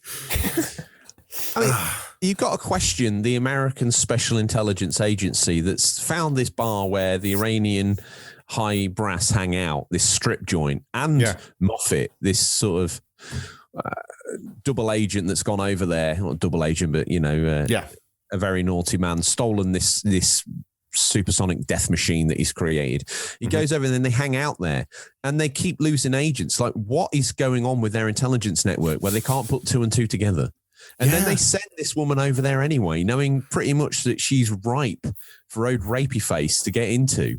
I mean, it's almost like a fresh bit of food goes on at the buffet and he's like, oh, yeah, please. He's straight in there on the prawn ring, isn't he? Gabriella is like instant victim. The only thing I can think of is that this was done on purpose to manipulate Stringfellow because apparently they had feelings for each other, which really, in a weird way, developed very quickly for me because realistically it's only been, a week, right, in this cabin? Been a week in this cabin.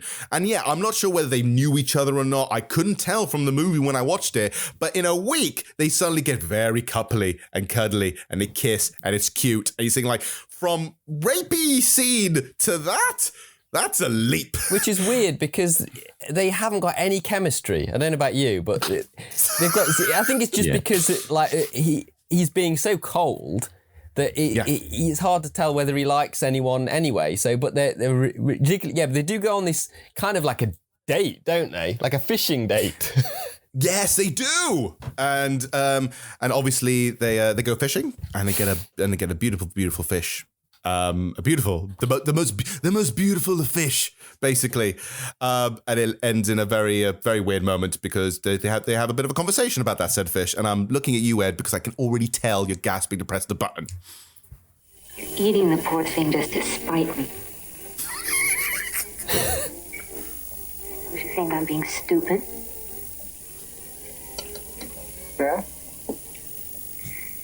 I know people eat fish.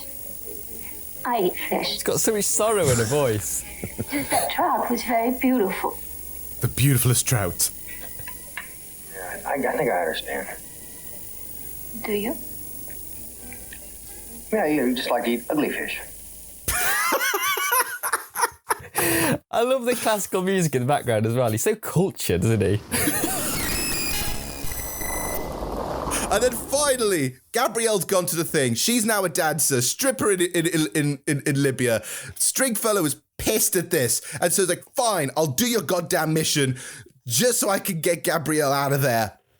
And so he does. He gets on there. He gets on the helicopter. He gets the flying. Gets all there. Gets ready to go. He gets to the airport, and another woman in a white suit appears. Gives him the whole spiel. Oh, I've got a clip of her. Yes, please. Oh, the cover story woman. Yeah. Yes. Stringfellow Hawk, Yeah. strip out of your clothes, please. Just that's all you need. It summed it up, really. Because it's like, excuse me, I've already just got the thing. No, we have to get changed. We're going to be there in 20 minutes. And just basically explained as it goes. They're saying, like, there's a cover story. It's a really lame cover story. And now you have to catch a flight in about 15 minutes. We do actually learn one piece of really important character development there, in the fact that she's told him that she's managed to get him a load of clothes. They're secondhand. I don't know why that she couldn't get new ones easier than secondhand.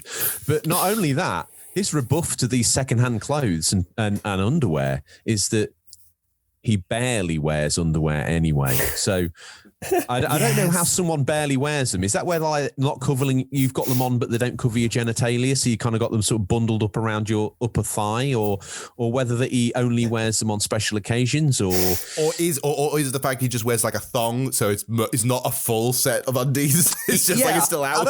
I don't even know what barely wears them means. I know. I think you should commit to like, I never wear underwear, or I wear underwear.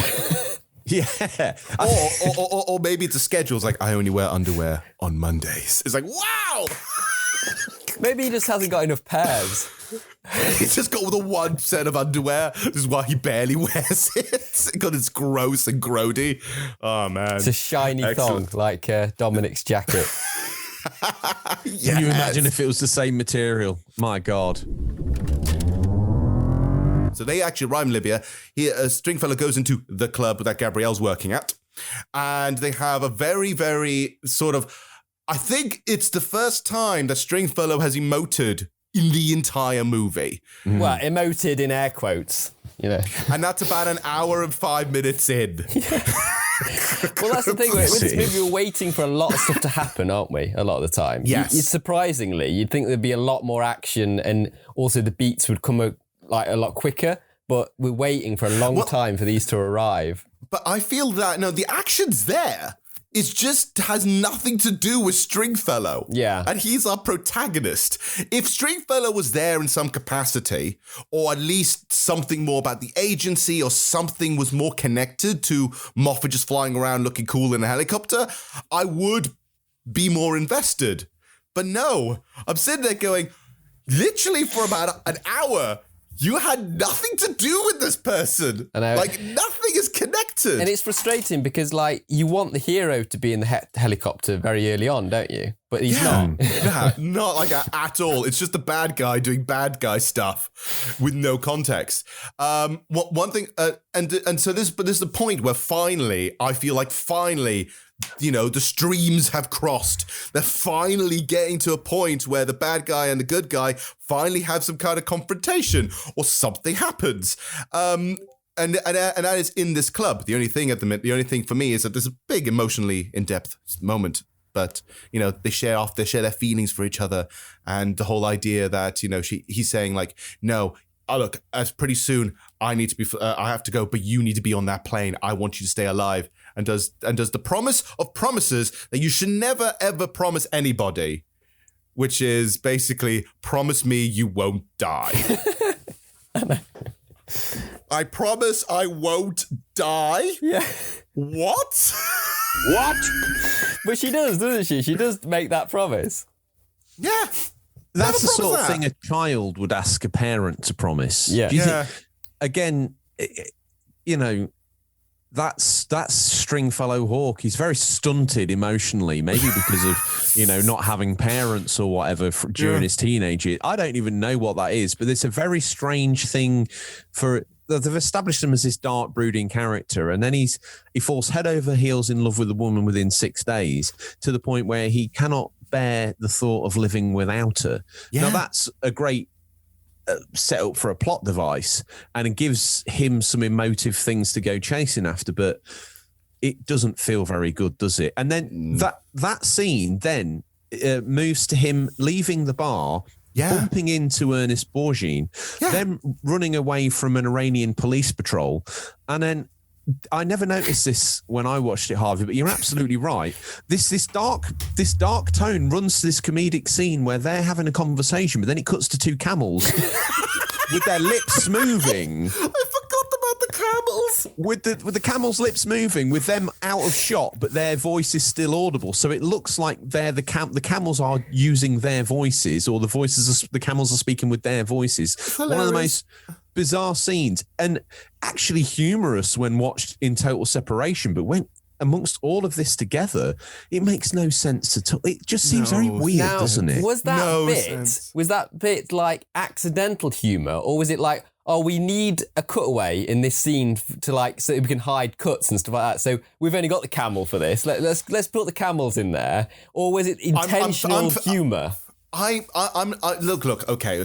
Look, this is something that I thought I would never fall into again, which is we're overthinking the movie. We've already overthunk it, like already way too much. Now, if we already start thinking why the camel is there, I think our brains will explode. So I'm going with the logic that they didn't have enough B-roll, and they want to cut off between different takes, so they just cut to the camel, and it was always inappropriately cut to the camel because they still kept the voiceover. They all kept the voice and the dialogue running through it, so you have the weird moving lip talking camel. It'd be fine if there was one camel, but there's two camels and there's two people. And they're looking at each other as well, as it was like... I mean, one would imagine it may be something they shot to set a scene of being the desert. You know, there's nothing that sells the idea of being a desert area more than a camel. Yeah. I just wonder if, like, the editor decided just to have a little bit of fun and use that. Do you think maybe it just is it's an editor of us sitting there going, my God, this movie's dull.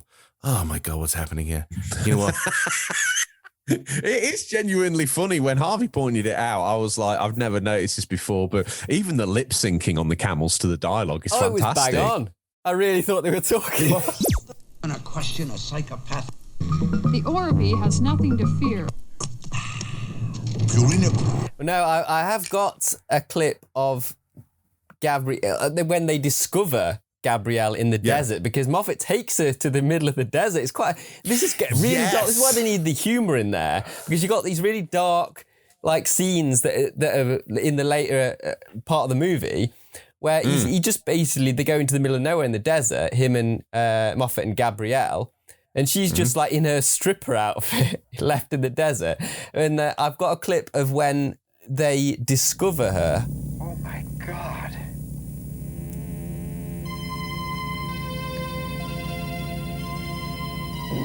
Back to the 80s thriller. And literally, it's so dark that you've got Nightmare on Elm Street score. I know, right? But yeah, they discover a half-dead Gabrielle in the desert, pretty much. And that then Stringfellow is absolutely pissed. Well, you can't really not get to this bit without explaining how they managed to blag their way into a palace and Airwolf's just parked on the front lawn. Airwolf's just parked on the front lawn, Harvey, as if it's just I don't know, a Rolls Royce or something. It seems very bizarre. It's right there. Well, it's like it's framed in a little window, isn't it? Like as well. It is, because even Stringfellow's like, I can't believe it. Look, there's Airwolf on the front lawn. They try to get into the facility by having Borgnine speak Italian to an Iranian, which apparently somehow works. Because apparently, I too speak Italian. Sure, why not? And then there's a bit where basically, I love the bit because Stringfellow has no idea what he's talking about. He's just going, in the aviators. Yeah, he's just nodding. Yeah, actually, that's quite humorous as well, to be fair. I guess so. So maybe the camels is on purpose. And if that's the case, oh boy. But then they go in. And using their wits about themselves, which is they find the uniforms, they get into the uniforms, and they go in to try and finally take down Airwolf. And finally, and now I'll just say this is an hour and 15 minutes into the movie. The movie is an hour and a half. Including credits, one would imagine. Including credits. Yeah. So, Christ on the bike. It all comes together, doesn't it?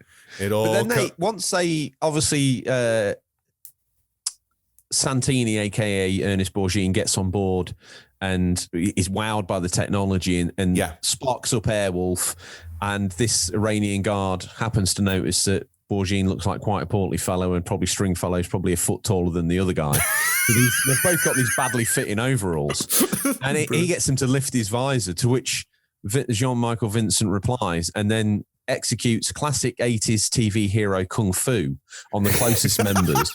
Gets his hands on an Uzi, gets down. I remember him getting down more in the one I saw. We're getting more down in like a yoga pose and just firing from the hip and sort of decimating these guys, these Iranian guards.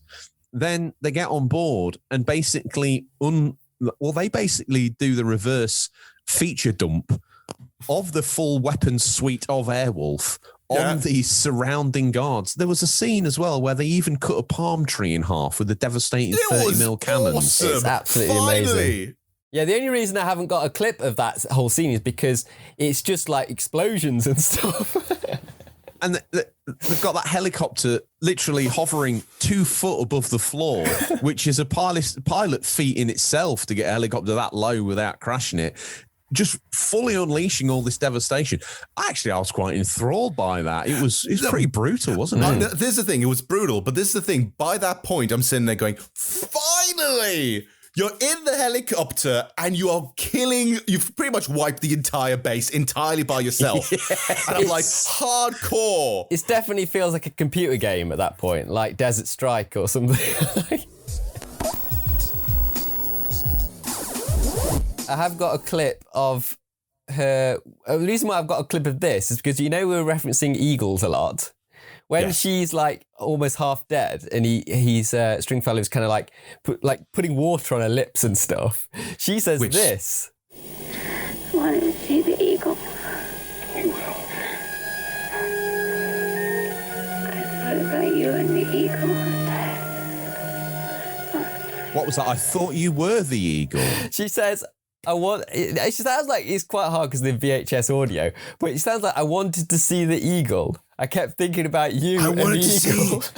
I was thinking about you and the eagles. I think one of the things I said in my rant about it on my show was that Charles Henry Moffat, one of his ways he gets kicks is to abduct these girls after the Iranians have badly interrogated them. Yeah. He takes them to the desert. He handcuffs them to the Jeep. He drinks water in front of them lavishly while only dribbling bits in their hair, and then plays Russian roulette with them. Again, I find the delivery of the sort of interrogation scene or the torture scene in the desert's a little bit hammy, so it kind of loses a little bit of its strength. The idea is actually very, very dark. Yeah, really dark. But the actual delivery of it in that moment is quite off camera. It's a bit hammy. It's almost to the point of being hilarious, I would say. Maybe because I don't feel that woman is probably the best. Deserves it. And it's not just, in a weird way, it's like, obviously no woman deserves that, but almost like you feel like the impact of her as a character, we're not as invested as much. No, at all. So if we were more invested or whatever it is, we'd be sitting there going like, oh, wow, that is really harsh. And then obviously, and the sad thing is, and this is something that surprised me because I thought it would happen, she dies. I know. Yeah. She dies. I was taken aback by that as well. But she's a useless plot device by the time the series rolls around. So you think like, oh my God, she dies. And a bit, because you can see him holding her and it's like, no, literally that kind of feeling. It's like, no. So good. I know. But that sets up the kind of revenge chase, doesn't it? Which is he gets right into that, doesn't it? Yeah, so he's Stringfellow's like flying towards Moffat, and then they have like a standoff. It reminded me of, in Batman, where Joker's about to get the long pistol out and shoot the Batwing. He kind of does that, but with a regular pistol. Like Moffat's like aiming. He's like earlier with the fuel intake. He's aiming to kind of shoot the fuel intake from a long way away. But like, Stringfellow just unloads all the artillery on him, and to this point.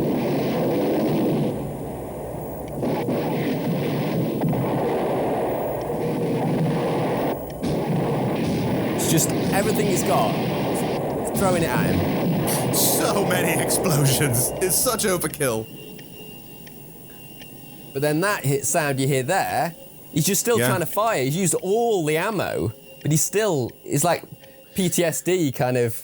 Yeah, that's when I finished watching the film myself, when I saw it the 2 times, like that actual image of him sort of pulling on that trigger, I actually found to be one of the darkest scenes in the film. It's kind of like he's really affected by it, isn't he? I mean, he's the good guy, and he's just still trying to kill this dude who's like 6 missiles ago, his guts are spread halfway across this northern Sahara desert, but he's still going. Yeah, and I find that. And Dom just has to say, it's done, just make him stop. That is terrifying, because that's almost Rambo levels of like crazy.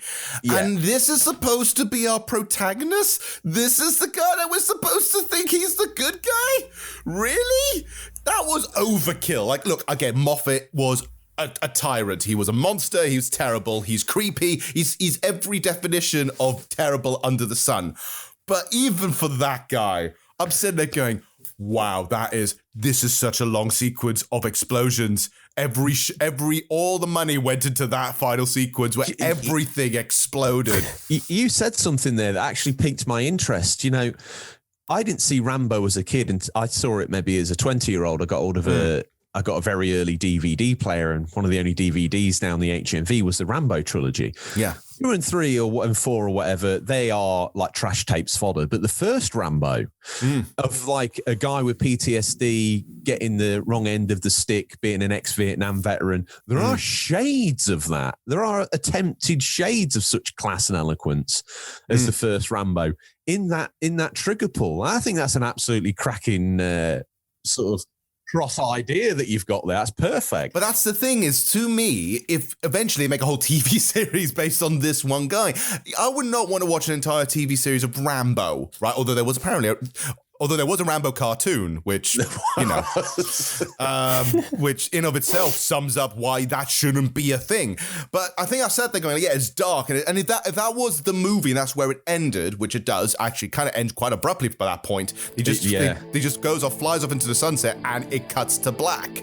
But if that's supposed to be it, if this was a movie, like just a movie on its own, and it got into there, I would have think, well, actually, that's really dark, and that's actually for actual character development, although there's loads of hints of him being something like this throughout the entire movie, because really, he's so cold that, be honest, this no longer comes as a surprise. But if this being the lead of a TV series where he is the good guy, I'm nervous. Definitely. But the tone was different, a lot different in the TV series. So 100%. I think the tone was different in series 2 and 3. I think the tone of the film continues, as Johann sort of said, that they went with that espionage, more grown-up style, I think, in series 1. Like that one I watched, I was like, oh my God, I can't handle any more. I literally could not handle any more of that. Yeah. And it was immediately what they served up in series 1, which is probably why it did okay for the ratings, because I'm sure dads and kids tuned in because there's another gadget-filled vehicle of the 80s. And you know what? If you compress that montage footage down into a 30-second TV advert, you're going to have millions of people turning up week on week to watch that crap because it looks amazing, doesn't it, in a montage. The movie for me, if it was a standalone movie, like it was just, it never made a TV series, it went into that, I might be a bit more forgiving for this. But no, I feel like I think now the movie ended. It left me very cold, very confused, and with an evil death stare, which I think pretty much sums up like all the characters in this movie, basically. Oh man.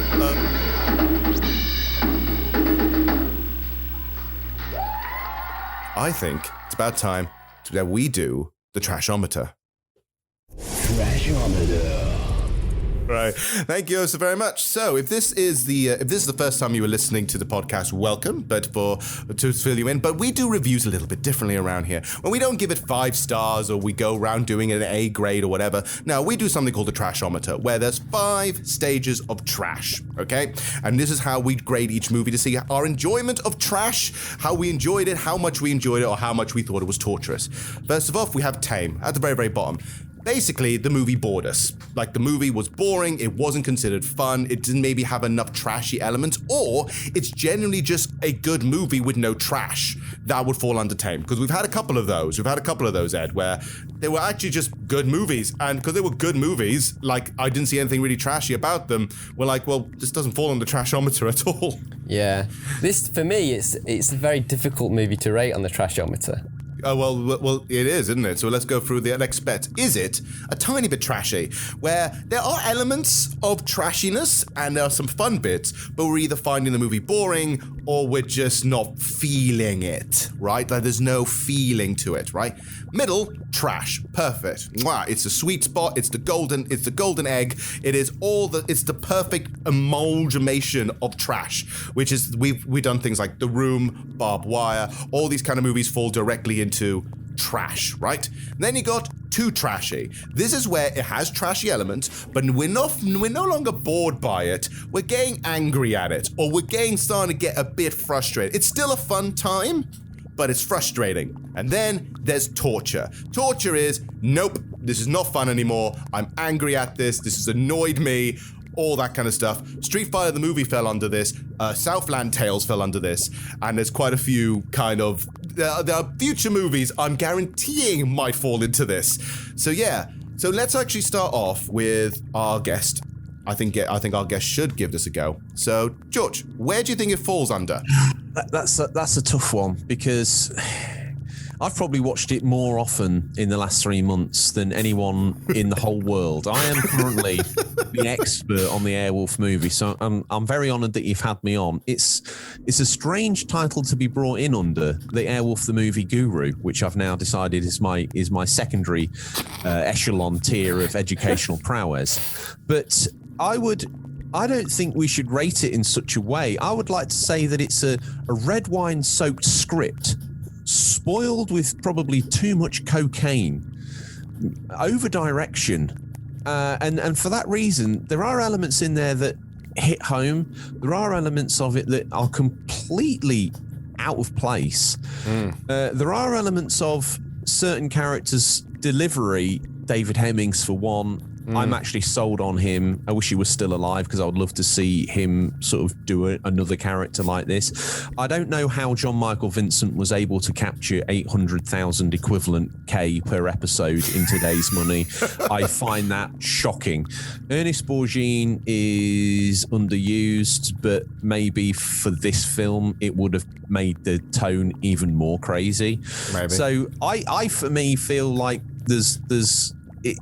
it's probably slap bang in the middle. I like to think it's perfect trash, but probably edging more towards a 4, because there's frustration in there as well, because, like I say, it's trying too hard. You found this script in a little bag. It's soaked in red wine. It's got half of John Michael Vincent's prescription spilt all over it. You've got no idea what's going on. It sounds good on paper, but unfortunately, I would love to see an alternate universe where someone else was cast as Stringfellow Hawk, because I feel like, although Jean-Michael Vincent is as memorable part of Airwolf to our childhood memories as the helicopter or the synth music, I actually feel it's him that unravels this film. But I can't imagine anyone else playing a cello by a lake, and in the words of Gabrielle, serenading an eagle. And I can't even begin to imagine. So that's where I'm at. Okay, I'm getting the vibe from what you said. Like you said, it's trash, but you're getting frustrated. So I think this is, and I'm going to agree with a little bit here.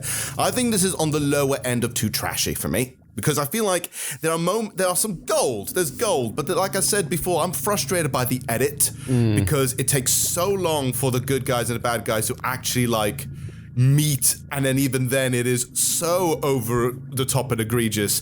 There are moments which are hilarious, and you're sitting there laughing at it. There's some bits which are awesome, but it's getting to the point where I'm getting like, I'm not feeling it. Not like I'm not feeling it in terms of I'm bored at it, or I'm not getting the genre, I'm not getting the vibe. I get the vibe. I know what they're trying to do, but they are trying too hard in places to be to have metaphor when there's not supposed to be metaphor, and moments where I'm just like, why? I wonder if it's the sort of film that Belisario should have let his ego go. The script should have been done. It should have had some rewrites and passed around Hollywood and ended up out of his hands, because it's his baby, out of his hands, cast with a whole different cast.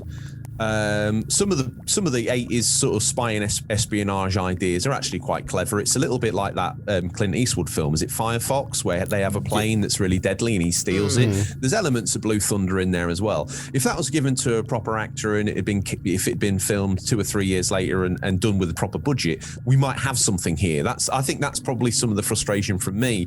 But because Belisario's ego's so wrapped up in wanting to make another TV hit, which is obviously he's famed for, he didn't want to let this go and maybe tried too hard, and that's why we got what we got. I don't know. Ed, I need your opinion. We need to balance this out. For me, mine's quite simple, my summary, because I was either going to go with too trashy or tiny bit, because I can't, because when we put movies in trash, they are the perfect balance, and this movie is certainly not the perfect balance for me. There's a bit too much of what I don't want to see, which is probably why it fits better in too trashy, because the bits that we do get, the trashy bits we do get, I don't want, you know. So shall we kind of all be in agreement that this movie falls under too trashy around that area? I'm in agreement with that. Yeah, I think absolutely. Okay. It is too trashy on the Trashometer. There we go. Thank you. There we go. That is officially on the Trashometer now as too trashy. So Airwolf the movie, the 18 certificate, too trashy. Right. Who'd have thunk it? This is the thing, because this is what I love about, especially having guests on to do this kind of thing. When we go through the meter thing and we discuss it, because some people say, oh, this movie's perfect, this is great. And then I tell them what the descriptions are on the Trashometer. We almost sit in there going, well, actually, this isn't as good as we thought we were hyping it up to be. Or this is even better than what we thought it was. And we get like a different opinion from when we start this discussion right to the end. Yeah, because it's a very interesting rating system we've got, because it's a rating system purely for bad movies. So there isn't a rating you can say it's good. It's just a level of trashiness.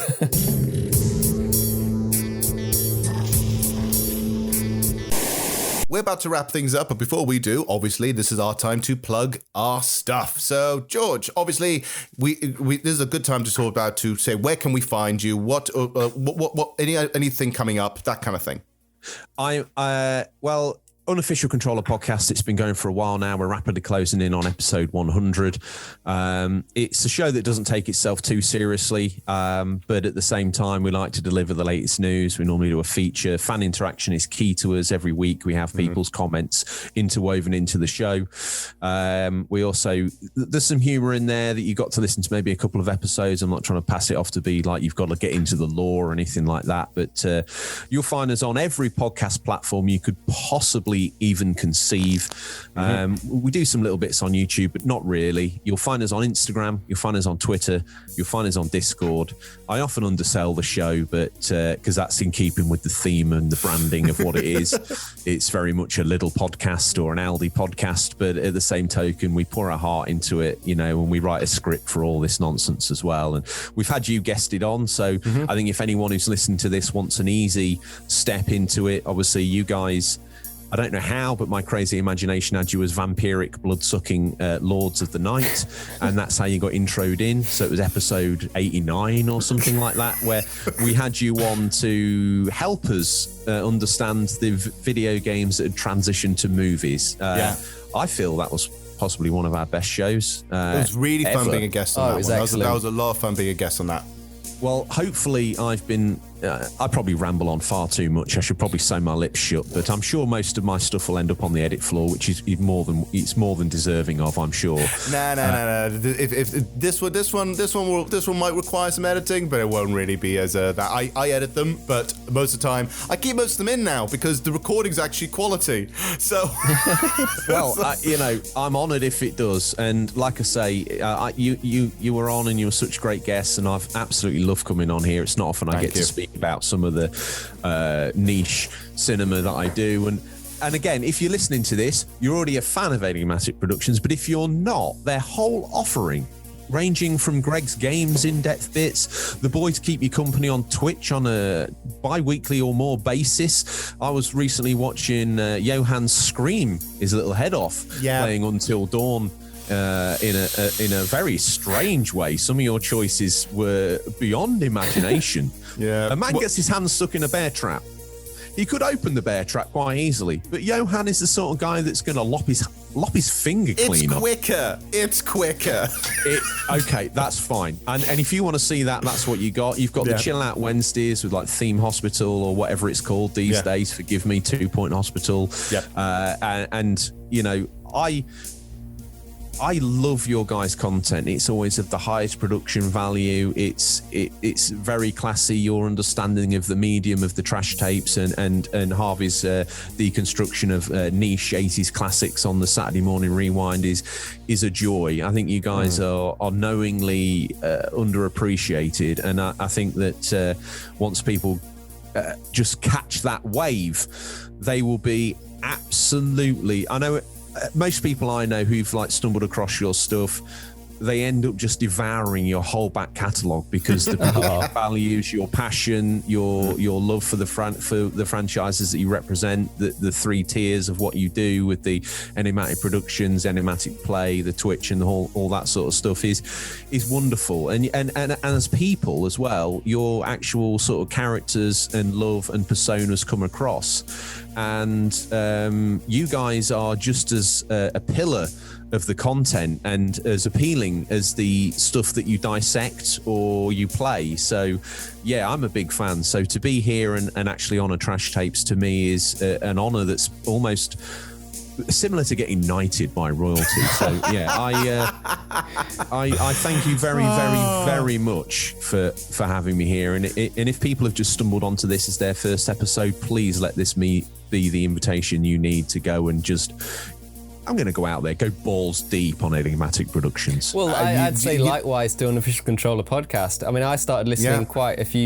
couple of. When did you start? Because I've been listening to it for a long time now. It seems 2019. We do an episode a week. Sometimes it nearly snaps my spine in half to get in character to do a show, but somehow we always manage to pull it out the bag. But it's a very interesting podcast because I know you say about you don't need to get invested in the lore, but if you do get invested in the lore, it is amazing, and that's why I hope people really do that, because it's like that is such a unique element that you add to the podcast that it makes it stand out. Ed introduced me to the podcast, that sense, because it mostly was because like there are characters in this. Like I thought it was just like gaming news podcast, which is like no, there's characters, there's lore, there's backstory. It's like backstory. What are you on about? So you have to listen to it. There's a whole town. There's a town, right? Okay, so I'm gonna have to check this out. So I start listening to it, and then this thing I listened must have been about halfway through your thing. So it must have been about maybe episode 40 or something, 50, can't remember, somewhere around that number. And then I'm slowly, again, I was completely out of the loop for like the first few episodes, but then I got into it saying, wait, these characters are recurring. Oh no, they're coming back. Oh no, what's happening now? There's more things going on. And I got so bizarrely invested by that point. I've now been listening every week. And it's weird because it's just a gaming news podcast, but it's got characters, and my brain exploded. It was amazing, wonderful time. I think that we've kind of toned that down, but the story that we surfed into us now living in New York, and the new co-host, I mean, that looked planned, but sadly it wasn't, but it kind of worked perfectly in the end.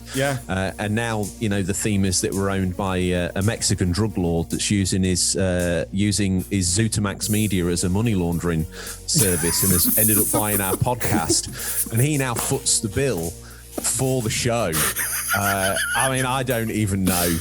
Sometimes I question even myself, but there's all in the script. I'm sure at some point in time someone's going to pull me up and say that can't be possible though, George, because if Lord Ponsonbury funded the show to this point, someone's going to pull me up and trip me up on the lore, I'm sure. But I thought I'd got all the plot points tied up nice and neatly, and some of it's got deeper references and meanings, and as Harvey said, I think in the pre-record to the show that we did, it's actually very dark, and Yeah, it is. It's a PG podcast with absolutely no swearing, and taken at face value, it's just a video games news show. But underneath that is one of the darkest subtexts. For example, what happened to your previous co-host? Well, in a Jeffrey Epstein style way, he was arrested live on air. Tom's not happy about this sort of skew on the character I gave, and he now communicates every now and then from his jail cell. But yeah, he was arrested live on air, which he wasn't on air for. We faked all that, but it was very dark. But yeah, we found a cellar of his that had all sorts of weird torture equipment in, where we did the Halloween episode from, which was. It was all it's all just a bit of fun, isn't it? But I certainly hope it makes us stand out from the crowd a little bit. And sometimes the law's a bit, oh God, what we're going to do? But people love the law, so we always try and weave a little bit in every week, just even if it's a line. I've just got one note to add, because I've got a perfect soundbite on the soundboard. So Gary Oldman can help me with this, because I've got a Gary Oldman clip. So who should listen to Unofficial Controller Podcast? There we go. Thank you very much. Thank you very much. Thank you very much. This is why Ed's my DJ. He's got all the clips up and ready. So we'll wrap things up for today. So thank you so very much, George. You've been a pleasure. So thank you very much for joining me. I will give a little bit of a tease, because the next episode is going to be officially our anniversary episode. Which we're running a little late, but having an anniversary episode could be now what? How many years we've been attempting this? About 2, 3? It's around that. This would be the 3rd year anniversary, wouldn't it? And so, usually when those are reserved for the big boys, this is where we get the one that's everyone knows and everyone talks about and everyone covers. So we've got one right in the pipework ready for then. I'm not going to tease it for you. All I'm going to say, it involves McDonald's. A lot of McDonald's. And so with that, we're going to wrap it up right there and then. So until next time, keep an eye on your trash. There might be some treasure in there. See you all next time. See you guys. Thank you.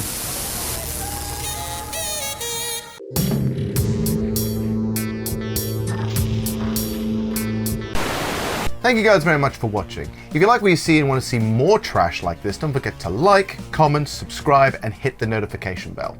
We also got the Trash Tapes audio podcast, which is available on Spotify, iTunes, and all other platforms. So, until next time, keep an eye on your trash. There might be some treasure in there. See you guys later.